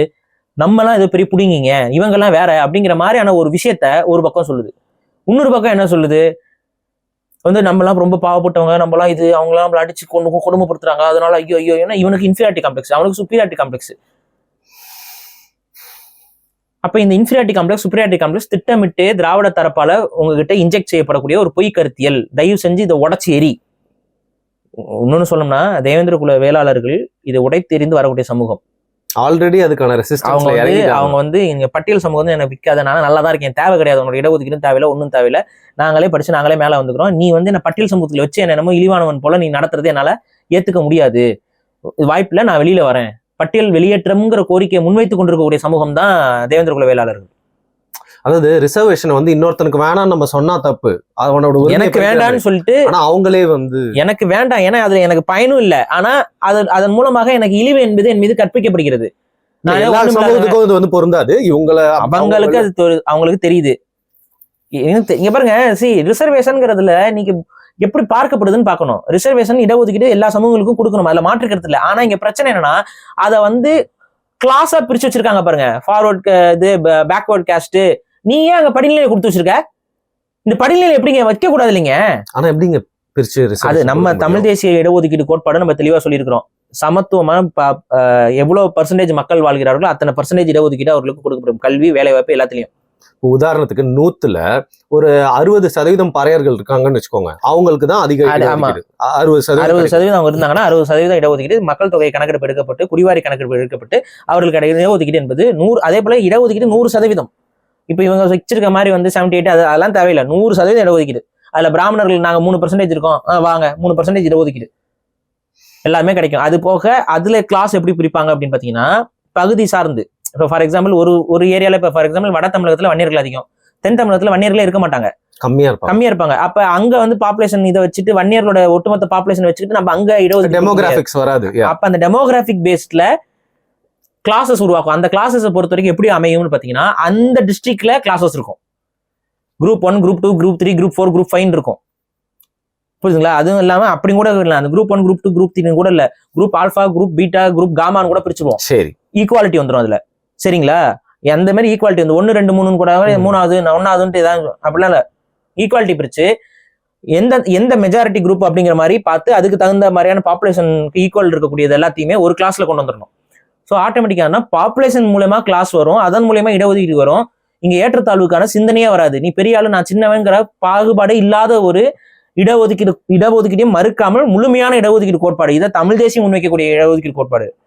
டீட்டெயிலா நம்ம பேசியிருக்கோம் இதுல, இந்த காணொலியில பேசிட்டு இருந்தோம்னா ரொம்ப பெரிய இதாயிரும். அதை பத்தி பேசினா இடஒதுக்கீடு கோட்பாடை பத்தி நம்ம தனியா பேசியிருக்கோம் பாருங்க. அப்ப அப்படி ஒரு இடஒதுக்கீடு வரும் பொழுது இதுல அந்த ஏற்றத்தாழ்வு சிந்தனை வராது. ஆனா இன்னைக்கு இருக்க இடஒதுக்கீடு ஈக்குவல் டு வர்ணாசிரமம்ங்க.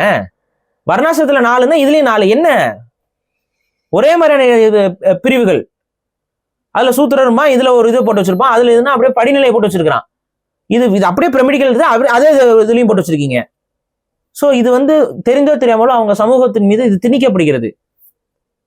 அப்ப இதெல்லாம் மாற்றி அமைக்க வேண்டிய சூழல் தேவை இருக்கிறது. அதை நம்ம தமிழ் தேசிய ஆட்சி அமையும் போது அதை நம்ம நிச்சயம் செய்வோம். தமிழ் தேசிய ஆட்சி நடக்கும் பொழுது கண்டிப்பாக இந்த மாதிரியான அந்த ஏற்றத்தாழ்வு சிந்தனை என்பது முழுமையாக ஒழிக்கப்படும். அதுக்கு அடிப்படை என்னன்னா படிக்கணுங்க. ஸ்கூல் எஜுகேஷன் சிஸ்டத்துல தமிழ் குடிகளை பாடத்திட்டத்துக்குள் கொண்டு வர வேண்டும். தமிழ் குடிகளுடைய எல்லா குடியும் எல்லாரும் படிக்கணும். அப்பதான் அந்த பேசிக் ஹிஸ்டரி அவங்களுக்கு தெரியும். அந்த பேசிக் ஹிஸ்டரியை நம்ம தான் உருவாக்கி கொடுக்கணும். அப்பதான் அதை படிக்கும் பொழுது அவனுக்கு அந்த ரியாலிட்டி புரிய வரும். தப்பா சொல்ற விஷயங்கள் காதுக்குள்ள வராது. அவங்க தப்பாவே சொன்னாலும் அது இவங்க ஏதோ தப்பா பேசிக்கிட்டு இருக்காங்க, நமக்கு தான் புக்லயே தெளிவா வரலாறு படிச்சிருக்கோம், அவங்கள பத்தி இவ்வளவு விஷயம் படிச்சிருக்கோம், சமத்துவம் தானா வரும். அந்த சமத்துவ சிந்தனை தமிழர் வரலாறு படிக்கும் பொழுதும் தமிழ் சமூகங்களை பற்றியான தெளிவான, இப்ப ஃபார் எக்ஸாம்பிள் இப்ப இந்த சுஜித்தே தேவேந்திர குல வேளாளர்களோட வரலாறு படிச்சிருக்கான்னு வைங்க, அவனுக்கு இந்த எண்ணம் வந்திருக்குமா? அப்ப அந்த வரலாறு சொல்லிக் கொடுக்காதது யார் தப்பு? இப்ப தேவேந்திர குல மக்களுக்கு வரலாறு தவறா இருக்கா? ஏதாவது அவங்களுக்கு வரலாறு இழிவா இருக்கா? ஏதாவது இல்ல. அப்புறம் அவனுக்கு எப்படி அந்த சிந்தனை வந்திருக்கும்? இல்ல, இப்ப வேற ஒரு விஷயம் நடந்தது பாரு. இப்போ இந்த கவர்மெண்ட் வந்தோன்னா நம்ம திராவிடத்தோட குறைய வந்து எடுத்து சொல்லியிருக்கோம். தமிழ் தேசியத்தின் மேல பழி போடுறதுனால இன்னொரு விஷயத்தை பத்தி பேசணும்னு நினைக்கிறேன். தெரிஞ்சோ தெரியாமலோ ஒரு நல்ல விஷயமா நீதிபதி நீதிபதி சந்துரு அவரை வச்சு பாத்தீங்கன்னா எப்படி வந்து பள்ளி மாணவர்களிடையே இந்த சாதிய பாகுபாடு, இந்த ஏற்றத்தாழ்வை வந்து ஒழிக்கலான்னு அவர்கிட்ட ஒரு அறிக்கை தாக்கல் பண்ண சொன்னாங்க. ஆஃப்டர் லாட் ஆஃப் ரிசர்ச் அவர் வந்து பல விஷயங்களை கொண்டு வர்றாரு, நிறைய பாயிண்ட் சொல்லியிருக்காரு.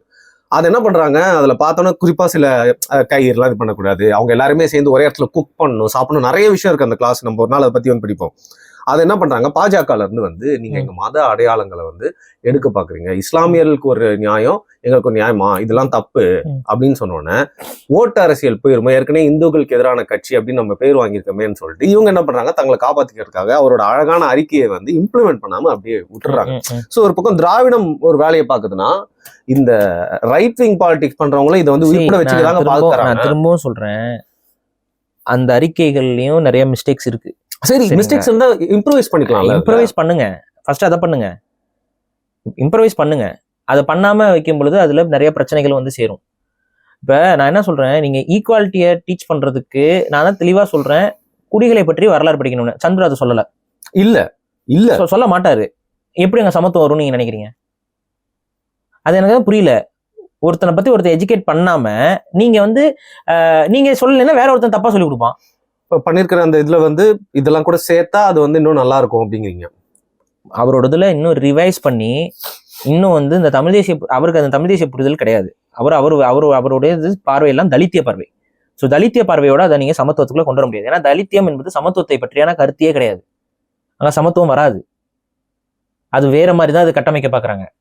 நீங்க என்ன பண்றீங்கன்னா, கேஸ்ட் அபாலிஷன்ங்கிறது தான் இதுக்கு தீர்வுன்னு பாக்குறீங்க. ஆனா அதுக்கு அது தீர்வு வராது. கேஸ்ட் அபாலிஷன்ங்கிறது இன்னும் ஃபர்தரா இருக்கக்கூடிய பிரச்சனைகளை பெருசுதான் படுத்தும். அது இங்க தமிழ்நாட்டில் இருக்கக்கூடிய இந்த மைனாரிட்டி ரைட்ஸை உடச்சு விட்டுரும். மைனாரிட்டி ரைட்ஸ்ல இருக்கக்கூடிய பிரச்சனைகள் எல்லாத்தையும் எலிவேட் பண்ணி விடுவோம். முதல்ல டிஎம்கே விடுமா கேஸ்ட் அபாலிஷனுக்கு?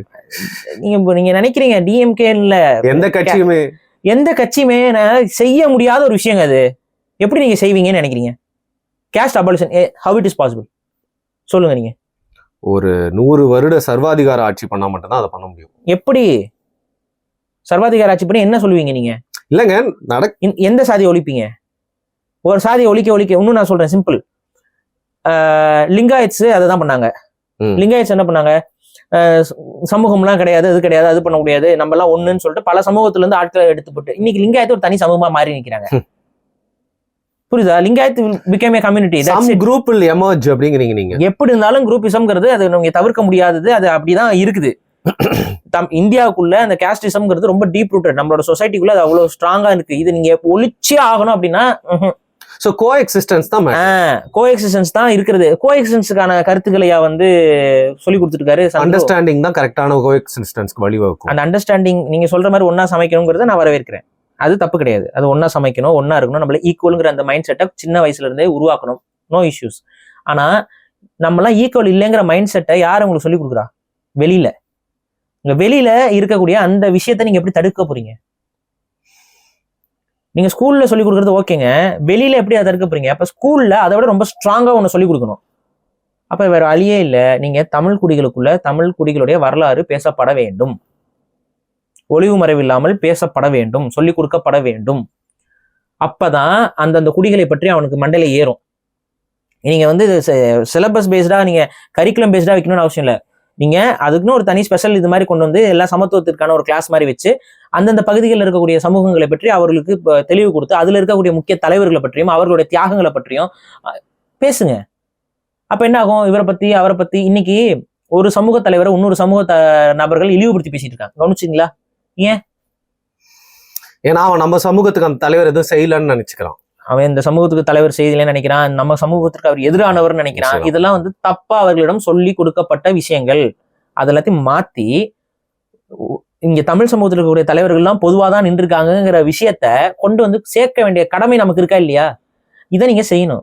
வஉசின்னா அவரோட சமூகத்துக்கு மட்டுமா அவ்வளவு விஷயம் செஞ்சுட்டு அப்ப அதை சொல்லுங்க, அதை ஆனா நீங்க என்ன பண்ண பாக்குறீங்க? வஉசி சிதம்பரனார் பிள்ளைன்னு வந்துச்சுன்னா அது தப்புன்னு சொல்லிட்டு பிள்ளையை தூக்க பாக்குறீங்க. ஆனா நேத்து பாக்குறேன் முத்துலட்சுமி ரெட்டின்னு சொல்லிட்டு திரும்ப போஸ்ட் அடிச்சு விட்டீங்க. ஏன்? அப்ப நீங்க ஒரு சில சமூகங்களை மட்டும் மக்கள்கிட்ட காமிச்சுட்டே இருக்க பாக்குறீங்க, மற்ற சமூகங்களுக்குள்ள அந்த சண்டை பிளவு ஏன்? அப்ப தமிழ் சமூகத்துக்குள்ள எல்லாம் சண்டை போட்டு நாங்க செத்து போயிடணும், மித்த நீங்க எல்லாம் வந்து அப்படியே ரூலிங் கமிட்டி அப்படியே உட்காந்துட்டு அப்படியே மறைமுகமா இருந்துக்கலாம்னு நினைக்கிறீங்களா? இவ்வளவுதான் விஷயம். நாங்க சொல்றது ஒண்ணுதான், சமத்துவம் வரணும்னா சமத்துவம் பேசப்பட வேண்டும். சமத்துவம் பேசப்பட வேண்டும் என்றால் அடையாளங்களோடு தான் சமத்துவம் பேசப்படணும். நீ யாருன்னு எனக்கு தெரியாது, நான் யாருன்னு எனக்கு தெரியாதுங்கிறதுல சமத்துவம் வராது. அடையாளங்கள் நாளைக்கு தெரிய வரும்போது சமத்துவம் உடஞ்சு போயிடும். கரெக்டா? அதை தத்தெடுக்கப்பட்ட பிள்ளைக்கு பின்னாடி உண்மை தெரிஞ்ச மாதிரி அது மாதிரி ஆயிரும். ஸோ அது தப்பு. தெரியணும், இவர் இன்னார் ஆனாலும் எனது நண்பன், நானும் இவரும் சமம், நாங்கெல்லாம் ஒண்ணு, இந்த உளவியல். அப்ப இந்த உளவியல் வரும் பொழுதுதான் இந்த பகை எண்ணம் கொஞ்சம் கொஞ்சமாக மாறும். அது கொஞ்சம் கொஞ்சமாக தான் மாறும்.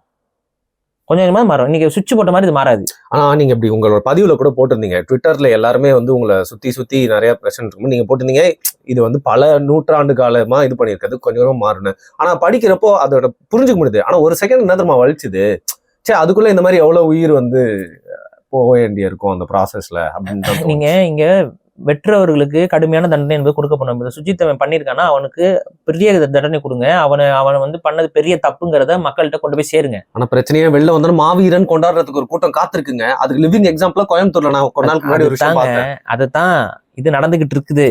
இது நடக்கிறதுக்கு காரணம் என்ன? இங்க வந்து என்ன ரியாலிட்டியோ அதை சொல்லுங்க. ரியாலிட்டி வந்து இவங்களை வந்து கீழானவங்கன்னு பார்த்துலாம் அவங்க வெட்டல. இவனை பகைன்னு பார்த்தா அவன் வெட்டுறான். இவனுக்கு எனக்கு ஆகாது மாறி மாறி வெட்டிக்கிறாங்க. இதுல வந்து இவர் வெட்டுறாரு அவர் வெட்டாம இருக்காருன்னு நான் சொல்லல. இவரும் வெட்டுறாரு அவரும் வெட்டுறாரு. தொடர்ச்சியா சம்பவம் நடந்துட்டே இருக்கு. இவரும் வந்து இவங்க தரப்புல இருந்து வெட்டுறவருக்கு பூஜை போடுறாரு, அவரும் அவங்க தரப்புல இருந்து வெட்டுறவங்களுக்கு பூஜை போடுறாரு. போடுறாங்களா இல்லையா? அப்ப ஈக்குவலா ரெண்டு இடத்துலயும் காஸ்டிசம் என்பது ரொம்ப ஸ்ட்ராங்கா பகையா மாறி நிக்குது. இந்த பகையை நியூட்ரலைஸ் பண்றதுக்கு தான் நீங்க யோசிக்கணுமே ஒழிய, இது வந்து நீங்க வந்து ஒரு பாவப்பட்ட மக்களை வெட்டி வீழ்த்தும் ஆதிக்க வர்க்கம் அப்படின்னா, அப்ப ஆதிக்க வர்க்கத்தை வெட்டி வீழ்த்தும் பாவப்பட்ட வர்க்கம்னு சொல்லுவீங்களா? நீங்க மாறி நடந்திருக்குல்ல. என்னால கேசஸ் சொல்ல முடியும். வட தமிழகத்திலயும் சரி தென் தமிழகத்திலயும் சரி தேர் ஆர் ஈக்குவல் கேசஸ். மாத்தி மாத்தி வெட்டிக்கிட்டதுக்கான கேசஸ் இருக்கு. இன்னும் தொடர்ந்து செயின் ஆஃப் மர்டர்ஸ் இருக்கு. நம்ம எடுத்து பேச முடியும் இந்த சமூகங்களுக்குள்ள. பட் அது ரொம்ப இன்னும் பகையை வந்து வளர்க்க. நான் அதெல்லாம் பேசல. நான் எவிடன்ஸ் காட்டுறது எனக்கு பெரிய விஷயம் இல்லை. பட் அது பகை மூட்டுங்கிறனாலதான் அந்த பகை மூட்டுற வேலை இருக்கக்கூடாது. அவங்க பண்றதுக்கும் நம்மளுக்கும் வித்தியாசம் இருக்காது. சோ புரிஞ்சுக்கோங்க, இங்க அவங்க மேல கீழேன்னுலாம் பார்க்கல, எதிரியா பாக்குறாங்க. அந்த எதிரியாக பாக்குற மாண்பு ரொம்ப தவறானது. அதை அவர்களுக்கு புரிய வச்சு சமத்துவத்தை ஏற்படுத்தணும். இதே பகுதிகளில் நான் ஒரு முறை ஒரு மேடையில பேசும் பொழுது இதே கருத்தை பேசினேன். ஒரு வயசானவர் ஒருத்தர் வந்து என்கிட்ட கை கொடுத்தாரு. கை கொடுத்து, தம்பி நீ ஒரு ஆள் தான்ப்பா உண்மையா பேசுற, ஒரு காலத்துல ஒண்ணுன்னா இருந்த மக்கள் தான் இவங்க, நான் பார்த்திருக்கேன், நான் சின்ன வயசுல எல்லாம் பார்த்திருக்கேன், ஒன்னாதான் இருந்தாங்க, ஒன்னா திருவிழாவுக்கு போவாங்க, ஒன்னாதான் ஊருக்கு போவாங்க, ஒன்னாதான் நிகழ்ச்சிகள்லாம் நடந்துட்டு இருந்துச்சு. ஆனா நடுவுல நடந்த சில அரசியல் மாற்றங்களால இன்னைக்கு வந்து பிரிஞ்சு போயிட்டோம். என்னோட ஃப்ரெண்டா என் கூட ஃப்ரெண்டா பழகின பசங்களாம் இன்னைக்கு வந்து இவரோட பேசுனா தப்பா போயிருமோ அப்படிங்கிற மாதிரி எண்ணத்துல ஒதுங்கி போற மாதிரிலாம் சூழல் வந்துருச்சுப்பா, ரொம்ப தப்பா இருக்குப்பா அப்படின்னு என்கிட்ட வந்து ஒரு வயசானவர், அவருக்கு கண்டிப்பா ஒரு 80 வயசு இருக்கும், எல்லாத்தையும் பார்த்திருக்காரு அவர் வந்து சொல்றாரு என்கிட்ட. அப்ப இந்த மாதிரி சம்பவங்கள் இனி நடக்கவே நடக்காதுன்னு என்னால சொல்ல முடியாது, உத்தரவாதமும் கொடுக்க முடியாது. நிறைய நடக்கலாம். ஆனா அப்படி நடக்கும் பொழுது இந்த மாதிரி ஒரு சம்பவம் திரும்பி நடக்க கூடாதுங்கிறதுக்கு என்ன நம்ம செய்யணுமோ அதை நம்ம செய்யணும். அதை விட்டுட்டு இந்த மாதிரி சம்பவங்கள் திரும்ப திரும்ப நடப்பதற்கு என்ன வேலையோ அதை நீங்க பண்றீங்க எல்லாரும். சரி, இப்போ ஒரு ஸ்ட்ராங் ஸ்டேட்மெண்ட்டா இருக்கட்டும், நிறைய பேர் கோச்சுப்பாங்க. ஸோ இவ்வளோ நாள் இது வந்து தீராம இருக்கிறதுக்கு இது ஏடிஎம்கே அண்ட் டிஎம்கேவோட ஃபெயிலியர் தானே? இது திராவிட ஐடியாலஜியோட ஃபெயிலியர். அந்த ஐடியாலஜி எடுத்து வச்ச ஒரு கருத்து சாதி ஒழிப்பு. ஆக்சுவலா சாதி ஒழிப்புங்கிறது எப்படிங்க ஒழிப்பீங்க? அதுக்கான எந்த விதமான நடவடிக்கையுமே இவங்க கிட்ட கிடையாது, செய்யவும் முடியாது இவங்களால. அப்புறம் எப்படி? அப்ப நீங்க சமத்துவம் தான் பேசியிருக்கணும். பேச வேண்டியது சாதிய ஒற்றுமை, சமூகங்களுக்குள்ள ஒற்றுமை, குடி ஒற்றுமை சாத்தியம். குடி ஒற்றுமை சாத்தியப்படும் எப்படின்னா, அந்தந்த சமூக தலைவர்களே பக்கத்துல உட்காந்து ஒற்றுமையா இருப்போம்னு பேசக்கூடிய நிகழ்வுகள் தமிழ்நாட்டுல எத்தனையோ முறை நடந்திருக்கு. கரெக்டா? அந்த குடி ஒற்றுமைன்னு வரும்போது எல்லாம் ஒன்னா வருவாங்க. அப்ப ஒன்னா இருந்து ஒரு அரசியலை சந்திக்கும் போதும் செயல்படுத்தும் பொழுதும் அதை பார்க்கக்கூடிய அடுத்த கட்ட தலைமுறை என்ன நினைக்கும்? அவங்களாம் ஒன்னா இருக்காங்க, நம்மளும் ஒன்னா இருக்கணுங்கிற என்ன வரும். ராமதாசும் திருமாவளவும் தனித்தனியா செய்யற விஷயத்த ஒன்னா சேர்ந்தா இன்னும் ஈஸியா ஒரு காலத்துல ஒன்னா சேர்ந்த செயல்பாடுகளும் நடந்தது நடுவுல. அதுக்கப்புறம் அவங்க பிரிஞ்சுட்டாங்க. ஏன்னா அவங்களுக்கு 2 பேருக்கும் கல்லா கட்டுறதுக்கு பிரச்சனை வருது. ஒன்னா சேர்ந்தா ஒற்றுமை வந்துருது. அப்ப பிரிச்சு எப்படி கல்லா கட்டுறது? அப்ப ஆட்டோமேட்டிக்கா அவங்களுக்குள்ள அந்த சாதிய உணர்வுகளை அதிகப்படுத்தி அப்படி ஒரு அரசியல் பண்ணிட்டு போயிட்டாங்க 2 பேருமே. ஆனா ஒரு காலத்துல அந்த ஒன்னா நின்னாங்க பாருங்க. அப்ப நிக்கும் போது அந்த சமூகம் அமைதியா இருந்துச்சா இல்லையா? அதைத்தான் நாங்க சொல்றோம். அந்த ஒன்னா நிக்கிறது தான் சரி. நாங்க தனியா நிப்போம், நாங்க எதிரா நிப்போம்னு நீங்க நிக்க இது வளரும். ஒரு சில சமூக கூட்டங்கள்ல சில பேர் பேசுற பேச்சுக்கள் எல்லாம் வந்து ரொம்ப தப்பான சில விஷயங்கள்லாம் சில முக்கிய தலைவர்களே பேசியிருக்காங்களா இல்லையா? வீடியோ ரெக்கார்ட்ஸ்ல திரும்ப சொல்ல பேசினா அது பகை மூட்டுறது போல போகும். அப்ப அது அவனுக்கு வலிக்கிற மாதிரி. இன்னைக்கு அதான் நான் சொல்றேன், ஒரு சமூகத்துக்கு வலிக்கிற மாதிரி நீ பேசுறது அவன் மனசுல சாதிய வெறியை விதைக்கும்.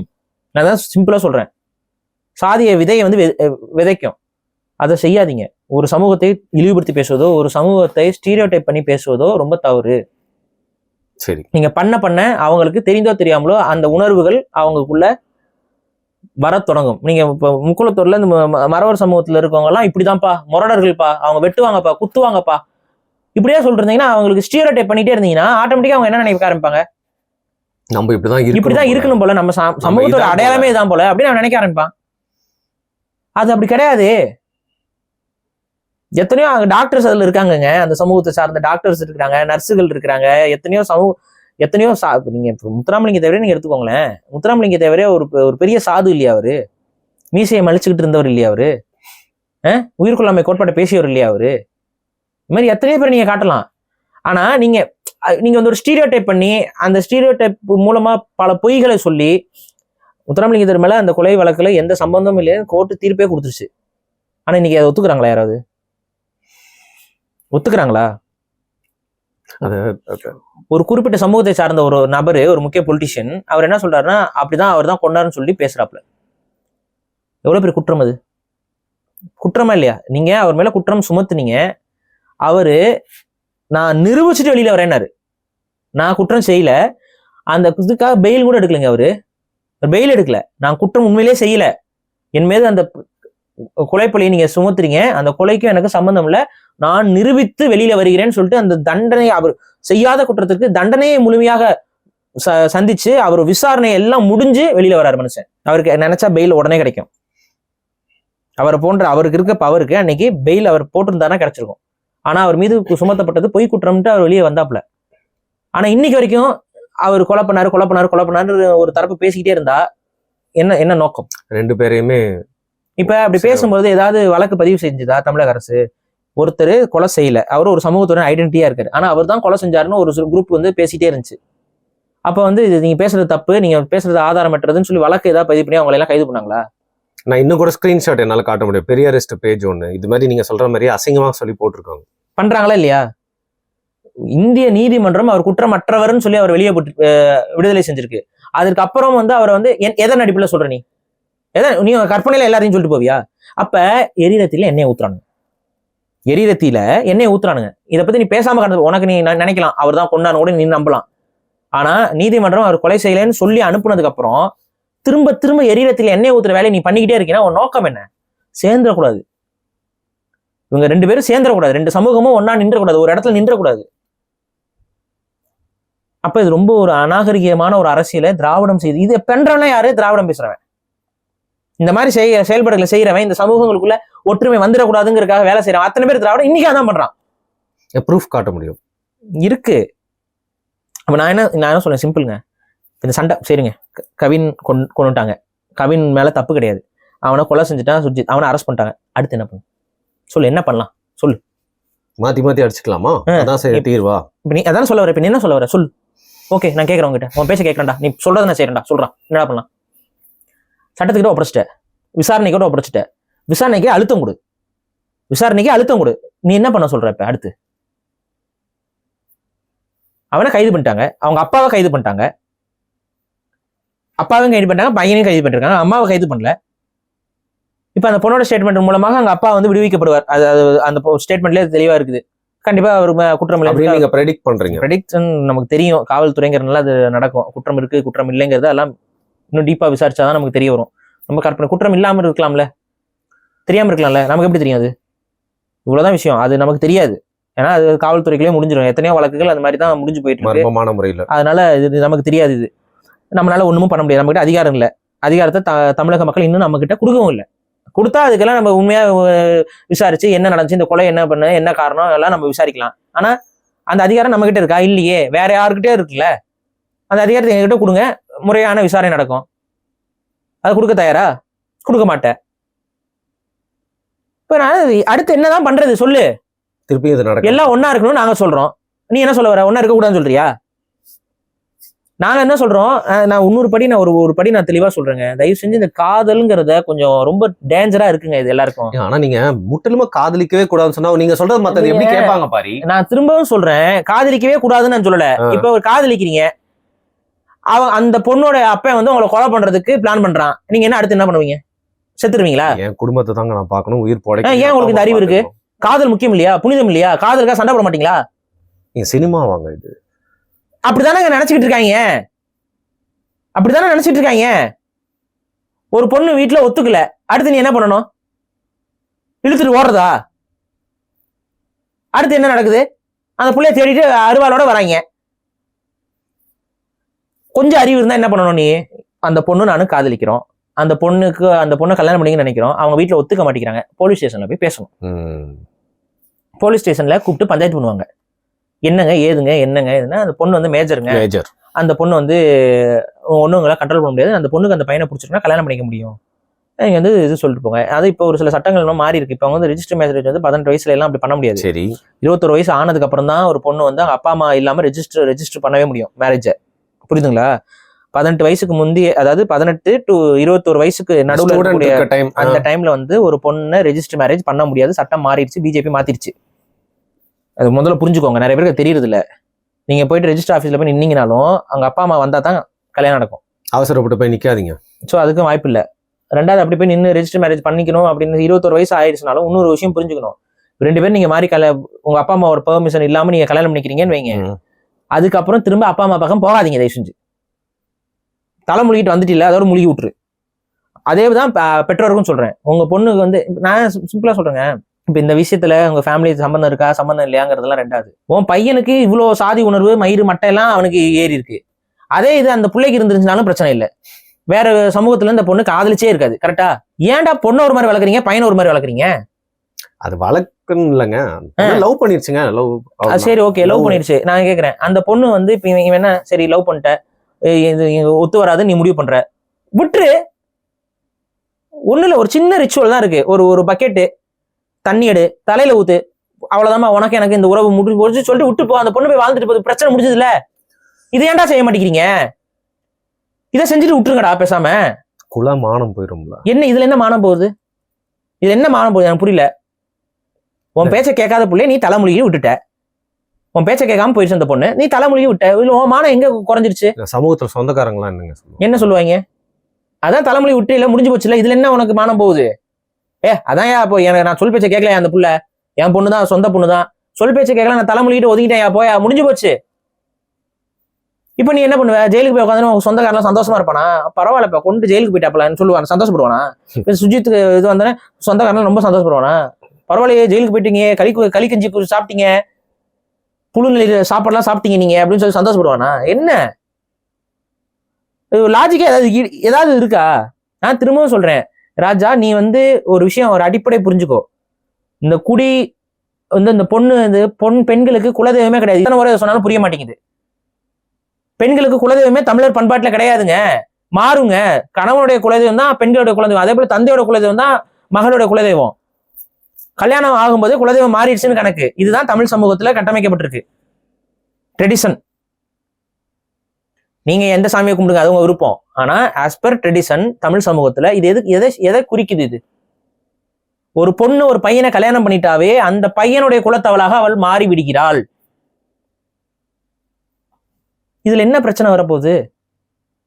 இதுல உன் குலம் எப்படி அழிஞ்சிரும் நீ சொல்ற? சொல்லு, உன் சமூகம் எப்படி அழிஞ்சிரும் நீ நினைக்கிற? இதைத்தான் நம்ம சொல்றோம், தந்தை வழியில் தாண்டா குலம் குடி கடத்தப்படும். 2 பேரும் அப்படி இருக்கணும்னு அவசியம் இல்ல. தந்தை வழியில தான் குலமும் குடியும் கடத்தப்படுகிறது, குலதெய்வமும் தந்தை வழியில் தான் கடத்தப்படுது. உன் அம்மா வீட்டு குலதெய்வத்தை சாமி கும்பிடுற, தந்தை வழியில தான் கடத்தப்படுது. பிரச்சனையே இல்லை. இதுல தேவையில்லாத வேலையை பண்ணிக்கிட்டு இப்போ குழப்பிக்கிட்டு இருக்கானுங்க. தந்தை வழியில தான் இது. ஸோ இது எங்களுக்கு நம்ம ட்ரெடிஷனும் புரியல.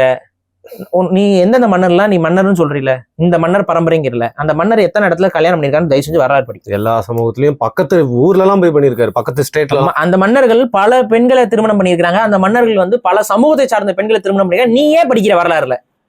இந்த நாட்டு அரசர் பெண்ணை திருமணம் பண்ணாரு, அந்த நாட்டு அரசர் பெண்ணை திருமணம் பண்ணாரு, நீ தான் படிக்கிற வரலாறுல. படிச்சுட்டு அப்புறம் என்ன இந்த தூய்மைவாதம் பேசிட்டு அலையிற? இதான் சொல்ற, நீ படிக்கல, உனக்கு அதெல்லாம் தெரியாது. ஆனா பெருமைக்கு இவர் வம்சத்தை அவர் வம்சத்துனா அவர் தான் வெவ்வேறு இடத்துல கல்யாணம் பண்ணிருக்காரு. அப்ப எப்படி உனக்கு வம்சம் இதுல வந்த வம்சம் எப்படி சொல்லுவ? அங்க நீ அப்படி குலம் கடத்தப்படலடா. குலம்ங்கிறது தந்தை வழியில கடத்தப்பட்டிருக்கு. அதனால நீ யாரை நீ கல்யாணம் பண்ணல உன் குலம் உன் பையனுக்கும் பொண்ணுக்கு உன் குலம் இருக்கும். அந்த பொண்ணு வேற ஒரு பையனை கல்யாணம் பண்ணிட்டு போகும்போது அந்த பையனோட குலத்துக்கு உரியவளா மாறிடுறாவ. அதனாலதான் குலதெய்வம் மாறி போகுது. இப்ப என்னோட மனைவிக்கு ஒரு குலதெய்வம் இருக்கும். ஆனா என்ன கல்யாணம் பண்ணதுக்கு அப்புறம் என் மனைவி வந்து என்னோட குலதெய்வத்துல தானே சாமி கும்பிடுறாங்க. இதேதான் எங்க அம்மாவுக்கு, இதேதான் எங்க பாட்டிக்கு, எல்லாருக்குமே அவங்க அப்பாவுடைய குலதெய்வம் அவங்களுக்கு குலதெய்வமா இருக்கும். கல்யாணம் பண்ணி கொடுக்குற வர கல்யாணம் பண்ணி வந்துட்டாங்கன்னா எங்க அப்பாவுடைய குலதெய்வம் தான் எங்க அம்மாவுக்கு குலதெய்வம், என்னோட குலதெய்வம் தான் என்னோட மனைவிக்கு குலதெய்வம். இதெல்லாம் புரிஞ்சுக்கணும். இதை புரிஞ்சுக்கோ. உன் ட்ரெடிஷனே இதை நீ சொல்லல. இது ரெண்டாவது, இந்த மாதிரி நடக்கவே கிடையாதுங்க தமிழ் கல்ச்சர்ல. இந்த மாதிரி கல்யாணம் பண்ணிக்கிட்டதுக்காக போய் வெட்டுறது குத்துறதுலாம் வந்து நடக்கவே இல்லை. வரலாறு எங்கேயுமே பதிவாகல. இப்பதான் ரொம்ப சமீபமா ஒரு இல்ல இது அதுக்கு முன்னாடியே வந்துருச்சு. ஒரு குரூப் வெளியில இருந்து வந்துச்சு சனாதனத்தை. 200 வருஷம், ஒரு 300 வருஷம் 400 வருஷமா இந்த ஆணவ கொலைகள் நடந்திருக்கு. ஆனா அது தமிழ் சமூகத்துக்குள்ள நடக்கல. அந்த ஆணவ கொலைகளையும் பண்ணவர்கள் வேற ஒரு மொழியை பேசக்கூடிய சமூகம் தான். அவங்களும் தான் அதை பண்ணிட்டு இருந்திருக்காங்க. தமிழ் சமூகத்துக்குள்ள அந்த ஆணவ கொலைகள் நடத்தப்படல. ஸோ இதை தயவு செஞ்சு புரிஞ்சுக்கோங்க. இந்த போக்கை நீங்க மாத்தணும்னா சமத்துவம் வேணும். என்னோட வீடியோஸை தயவு செஞ்சு முழுசா போய் பாரு. என் வீடியோ முழுசா பார்த்தினாவே எல்லாம் ஒன்னாயிடுறாங்க. அந்த வீடியோவை முழுசா பார்க்காம வெட்டி ஒட்டி பரப்பிட்டு ஒரு குரூப் அலையுது. அதை பார்த்துட்டு குழம்பிட்டு இருக்கான் பல பேர். உன்னை சந்தேகமா அந்த குடிகளை பற்றியும், குடி ஒற்றுமை பற்றியும், சாதிய படுகொலைகளை பற்றியும், சாதியம் சார்ந்த பிரச்சனைகளை பற்றியும், அந்த முரண்களை பற்றியும் பல காணொலிகள் பேசியிருக்கேன். தயவு செஞ்சு முழுசா உட்காந்து பாரு, நேரத்தை ஸ்பெண்ட் பண்ணி. அப்பதான் நம்ம எல்லாம் ஒண்ணு, நம்மளாம் ஒரே ரத்தம், நம்மளாம் ஒரே ஈனம், நமக்குள்ள ஏற்றத்தாழ்வு கிடையாது, நீ நானும் ஒண்ணு. இப்போ லென்த்தா போயிட்டு இருக்கு எனக்கு தெரியும். ஆனா இந்த நேரத்துல வந்து பாத்தீங்கன்னா இதை காரணமா காட்டி ஒருத்தன் தப்பிச்சுக்க பாக்குறான் அப்படிங்கிற மாதிரி அதை பத்தி பேசிதான் ஆகணும். ஆமா, கவினுடைய கொலை நடக்குது பாரு, இது கேளுங்க எல்லாமே. கவினுடைய கொலை நடக்குது. அடுத்த நாளே பாத்தீங்கன்னா சென்னை திருமங்கலம் அண்ணா நகர் பக்கத்துல அங்க வந்து இப்போ விருகை தனசேகரன் ஒருத்தர் திமுகவுடைய முன்னாள் எம்எல்ஏ, இப்பயும் பெரிய பதவியில இருக்காரு. அவர் வந்து பாத்தீங்கன்னா அந்த ஏரியால கொஞ்சம் கட்ட பஞ்சாயத்துலாம் பண்ணிட்டு அந்த மாதிரியான ஒரு மாதிரியான அரசியல்வாதி. அவருக்கு மகள் வைத்து பேரன் டி நகர்ல பொறுப்புல இருக்காரு. அவர் என்ன பண்றாப்புல, அவங்களோட அந்த பேரன் ஒரு ரெஸ்டாரண்ட்ல உட்காந்து இருக்காரு. அங்க இவன் ஃப்ரெண்டோட லவ் பண்ற பொண்ணை இன்னொருத்தர் லவ் பண்றான். அவனை போய் அடிச்சு அந்த ரெஸ்டாரண்ட்ல இருந்து வெளில தள்ளி காரை ரேஞ்சர் ஒரு காரை விட்டு அவன் மேல ஏத்தி பார்த்துட்டு செத்துட்டானான்னு பார்த்து இன்னும் 2-3 வாட்டி ஏத்தி கொலை பண்ணிருக்காரு. இது வந்து அடுத்த நாள் நடக்குது. அந்த வீடியோவோட மாட்டிருக்கான். கவின் மேட்டர்னால இது அப்படியே மறைச்சிட்டாங்க. நான் சொல்றேன், இது இன்னும் கொஞ்சம் டீட்டெயிலா என்னன்னா, இவரு கட்ட பஞ்சாயத்து செய்ய போயிருக்காரு. இவனுக்கு வயசே ரொம்ப பெரிய வயசுலாம் இல்ல, ஒரு 20 வயசு அந்த ரேஞ்சில தான் இருக்கான் போல. இவன் என்ன பண்ணிருக்கான், இவனோட ஃப்ரெண்டு, அவங்க ஃப்ரெண்டு யாரோ ஒரு பொண்ணையே லவ் பண்றான். அந்த பொண்ணை வந்து லவ் பண்றது, அதாவது என்னன்னா, ஒரு செட் ஆஃப் பசங்க இருக்கிறாங்க. அந்த இறந்த பையன் இருக்கான், அவங்களுக்குள்ள ஏதோ காதல் இருக்கு போல. அந்த காதல் செய்யக்கூடாதுன்னு சொல்லிட்டு இவன் ஃப்ரெண்டு இவங்க எல்லாம் வந்து பிரச்சனை பண்ணியிருக்காங்க. அப்ப அந்த பசங்க என்ன சொல்லிருக்காங்க, நீ யாரா அதெல்லாம் கேட்கறதுக்கு, நீ பெரிய இவனா அவனான்னு சொல்லி அவங்களுக்குள்ள சின்ன பசங்களுக்குள்ள நடக்கிற சண்டை மாதிரி நடந்திருக்கு. அதுக்கப்புறம் போயிருக்காங்க. அப்புறம் இவன் கிட்ட இந்த செய்தி வருது, இவர் பெரிய லார்டு. இவர் ஏன் லார்டு, ஏன்னா டிஎம்கே உடைய ஒரு முக்கியமான பேர் என்ன, தனசேகரன் அவருடைய பேரன், சொந்த பேரன். சோ வந்துட்டு இவர் பெரிய லார்டு. இவர் என்ன பண்ணிருக்காரு, பஞ்சாயத்து பேசுறதுக்கு ரேஞ்ச் ரோவர் கார்ல போயிட்டு பஞ்சாயத்து பேசியிருக்காரு. அவங்க வந்து என்ன பண்ணிருக்காங்க, அவங்க ஒரு 3 பேர் இருந்திருக்காங்க. இவன் போயிட்டு பெரிய பிடிங்க மாதிரி, நான் யாரு தெரியுமா, நான் எவ்வளவு ஆளு தெரியுமான்னு பேசியிருக்கான். அப்படா இவனு சொல்லிட்டு அவனை அடிச்சு அனுப்பிட்டாங்க. அடிச்சுன்னா செஞ்சு போடா அப்படின்னு சொல்லி அசிங்கப்படுத்தி அனுப்பிட்டாங்க. இந்த மொன்ன நாயி அசிங்கப்பட்டு வந்திருக்கு. அப்படி அதாவது அனுப்பும்போது என்ன நடந்திருக்குன்னு பாத்தீங்கன்னா, அந்த பசங்களுக்குள்ள அந்த ஒரு சின்ன வந்திருக்கும் போது கார்ல கல் எடுத்து அடிச்சு கண்ணாடி உடைச்சிருக்காங்க. இது நடந்திருக்கு. அடிச்சு அனுப்பியிருக்கான், போடா பெரிய பிடிங்க வந்துட்டான் அப்படின்னு சொல்லி அனுப்பியிருக்காங்க. இவன் என்ன பண்ணிருக்கான், இவனுக்கு அந்த அவமானம் தாங்கல, வந்து கார்ல வெயிட் பண்ணிட்டு இருந்திருக்கு. இந்த பசங்க வந்து பைக் எடுத்துட்டு வீட்டுக்கு போறதுக்கு வண்டி எடுத்து போயிருக்கானுங்க. ஃபாலோ பண்ணிட்டே வந்திருக்கான். அந்த பசங்களை ஃபாலோ பண்ணிட்டே வந்திருக்கான். ஃபாலோ பண்ணிட்டு ஒரு டேர்னிங் மாதிரி ஒரு பாயிண்ட்ல என்ன பண்ணிருக்கான், வந்து இடிச்சிட்டான். இடிச்சதுல அந்த பையன் வந்து, அதாவது 2 பேர் போயிருக்காங்க டபுள்ஸ். அதுல வந்து ஒரு பையன் கீழே விழுந்துடுறான். கீழே விழுந்த பையனை ரிவர்ஸ் கீர் போட்டு திரும்ப வந்து ஏத்திருக்கான். இதுல ஒரு பையனுக்கு வந்து சிவியரான காயங்கள் ஏற்பட்டிருக்கு. இன்னொரு பையன் ஸ்பாட் அவுட். எப்படி தெரியுமா இது இதாகுது, இது நடந்துருச்சு. இது ஆக்சிடென்டா முடிக்க பார்த்தானுங்க. பட் ஆனா சிசிடிவி மாட்டிச்சு. சிசிடிவில இவன் பர்பஸ்ஃபுல்லா அவன் வந்து கொலை பண்ணிருக்கான். முன்ன பின்ன ஏத்தி கொலை பண்ணிருக்கான். 2வது அவன் ஃப்ரெண்டோட வாக்குமூலம், அந்த கூட இருந்த பையனோட வாக்குமூலம் என்னன்னா, செத்துட்டானான்னு இவன் இப்படி வண்டிக்கு பின்னாடி பார்த்து இவனை பார்த்து சிரிச்சிருக்கான். இந்த செய்தி எவ்வளவு பெரிய வைரலா இருக்க வேண்டிய செய்தி, அப்படியே மறைச்சிட்டாங்க. இப்ப புரியுதா, கவின் விஷயத்த வந்து அதிகமா பூஸ்ட் பண்ணி காமிச்சிட்டு இதை பத்தி செய்தியா போடாம சுத்துறானுங்க பாத்தீங்களா?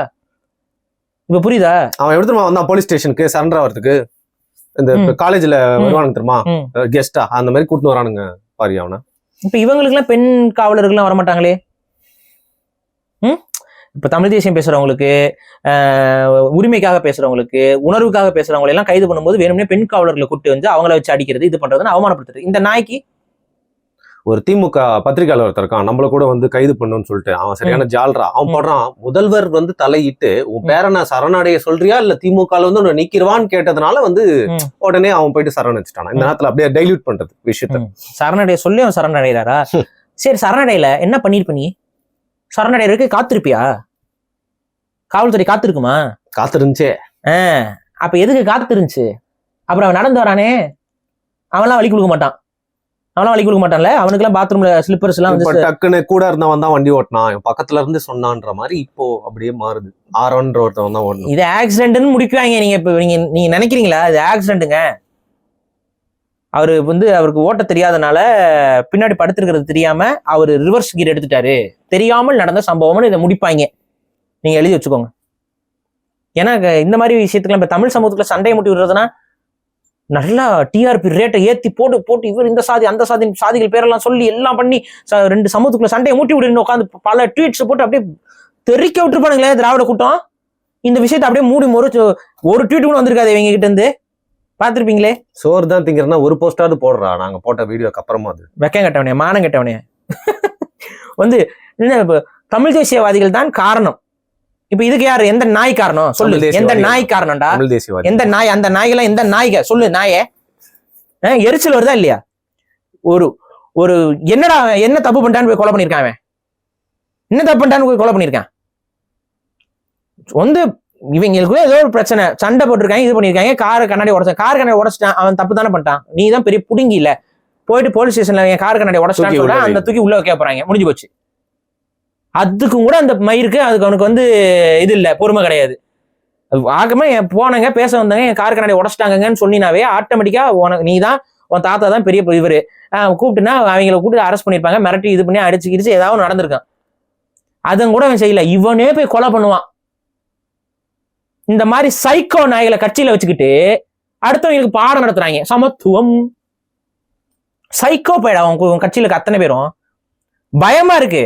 இன்னும் நான் தெளிவா சொல்றேன், திமுக காரன் எவனாவது ஒருத்தன் வந்தானா எவனும் பக்கத்திலே போகாதீங்க.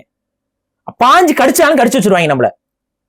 அவங்ககிட்ட பேச்சுவார்த்தை பண்ணாதீங்க. அவங்ககிட்ட ஏதாவது அவங்க வீட்டுக்கு வந்தானா அப்படியே வெளியில இருந்தே அந்த கிரில் கேட்டை போட்டுக்கோங்க, கிரில் கேட்டை போட்டு பூட்டு வச்சுக்கோங்க. சேஃப்டி. பவாரியா கொள்ளையர்களை ட்ரீட் பண்றாங்க. அவங்கள விட மோசமா இருக்காங்க இவங்க. அவங்களும் கூட வந்து கொலை பண்ணிட்டு அவங்க ஓடிடுவாங்க. இவன் கொலை பண்ணி கேக்குறாங்க ப்ரோ. இல்ல ஏதாவது பண்ணிட்டு ஓடிபி கேக்குறாங்க ப்ரோ. ஐயோ அது வந்து இத்தனைக்கும் வீடியோ இருக்குது. நியூஸ் சேனல்ஸ் என்ன பண்ணிட்டு இருக்குன்னு தெரியல எனக்கு. வீடியோ இருக்குங்க, அவன் ஏத்துறது. நம்ம ஃபர்ஸ்ட் நாள் பார்த்தோம் அதை, ஆனா அடுத்த நாள்லாம் அது வந்து காட்டவே மாட்டேங்கிறாங்க. ஏன்னா அப்பதான் ஆக்சிடென்ட் கேஸ் முடிக்க முடியும். மர்மமான முறையில் அந்த சிசிடிவி பழுதாயிருக்கும் நேரத்துல. ஃபுட்டேஜஸ் காலி ஆயிரும். இல்ல காவல்துறை கிட்ட இருந்து அந்த ஃபுட்டேஜ் ஸ்டோரேஜ் பென்ட்ரைவ் வந்து கரப்ட் ஆயிரும். ஏதாவது ஆகி கடைசியில் அந்த ஃபுட்டேஜ் இல்லைன்றான் காவல்துறை. இவங்க தரப்புல பொய்யாக அவதூறாக சொல்கிறார்கள், ஃபுட்டேஜ் கிடைக்கல அதுன்னு சொல்லி முடிச்சு கடைசியில் அவனை காப்பாற்றி வெளியில கொண்டு வர்றாங்களா இல்லைன்னு மட்டும் பாருங்க. யாருக்கும் தெரியாது, அதை பத்தி பேச மாட்டாங்க, நியூஸ்ல கவரேஜ் வராது. அவன் ஆட்டு வெளியில வந்து திரும்ப வந்து வண்டி ஓட்டிட்டு இருப்பான், ரேஞ்ச் ரோவர். அதே கார் இல்ல, புது கார் வாங்கிட்டு ஓட்டுவான். நடக்கும். நெக்கெல்லாம் வராம ப்ரோ. அவன் பங்க அடி பண்ணி அவனை என்ன பண்ண, ஒரு கொலை பண்ணிட்டு அவ்வளவு திமிரா அந்த நாய் வந்து சுத்திட்டு இருக்கு. இதுக்கெல்லாம் ஆணவ கொலைன்னு சொல்ல மாட்டாங்க. அவன்கிட்ட ஆணவம் இருக்கு, அவன் கொலை பண்ணிருக்கான், இது ஆணவ கொலைன்னு சொல்ல மாட்டான். அந்த கொலை பண்ணவன் என்ன சாதின்னு பேச மாட்டான். ஏன்னா இவங்களுக்கு வேண்டப்பட்ட சாதி அதுதான் அவங்களுக்கு வேண்டப்பட்டவங்க. இதுல எல்லாம் எந்த சாதியும் வராது, எந்த இதுவும் வராது. இதுலயும் லவ் தான். இதுலயும் ஏதோ எதுக்கு அந்த பையன் லவ் பண்ணா உனக்கு என்ன, அதுக்கு சாதி ஏதாவது பேசினானே அவனது நமக்கு யாருக்கா தெரியுதா? எந்த சாதி என்ன ஏதாவது தெரியுதா? கொலை செய்யப்பட்ட என்ன சாதி தெரியாது, கொலை செஞ்சவன் என்ன சாதி தெரியாது. ஏன்னா திமுக சம்பந்தப்பட்டிருக்கு. அது சாதி ஆணவ கொலையா மாறாது. தமிழனுங்க மட்டும் கொலை பண்ணும்பொழுது ஆட்டோமேட்டிக்கா சாதி ஆணவ கொலை. சரி சொல்லு, நீ மனசாட்சி தொட்டு சொல்லு, கொலை செஞ்சவன் என்ன சாதி, இதுல கொலை ஆனவன் என்ன சாதி?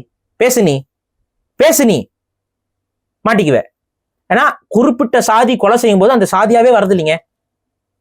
என்னன்னே எனக்கு புரியல. இவங்க சாதிக்காரங்க கொலை செய்யும் போது மட்டும் அந்த சாதிய கொலையாவே வர்றது இல்ல, வேற ஏதோ கொலையா தான் வரும். அதுவும் ஒரு சாதி ஆணவ கொலை தான். நீங்க ஆய்வு பண்ணி பாருங்க, இதுதான் உண்மை. இந்த சாதிக்காரன் இந்த சாதியில இருந்து பொண்ணா டாவடிச்சாங்கிற மாதிரி தான் இவங்க ஏதோ நடந்திருக்கு. ஆனா அதை அப்படியே மறைச்சிட்டாங்க. சரி, இதுவும் மக்களுக்கு நிறைய பேருக்கு தெரியல. அதனால சொல்றேன். இன்னும் நான் சொல்றேங்க, இந்த மாதிரி சம்பவங்கள் நடக்காமல் இருக்கும்னா சமத்துவம் தான் ஒரே தீர்வு. சமத்துவ சிந்தனையை விதைக்கிறது தான் ஒரே தீர்வு. நீ திரும்ப மாறி மாறி 2 சமூகத்துக்குள்ள கொம்பு சீ விட்டுட்டு இருந்தீங்கன்னா இது திரும்ப நடக்கும். நம்ம தொடர்ச்சியாக அது நடந்துகிட்டு தான் இருக்கும். நம்ம இதை தடுக்கவே முடியாது. இது தடுக்கணும்னா ஒற்றுமை பேசு.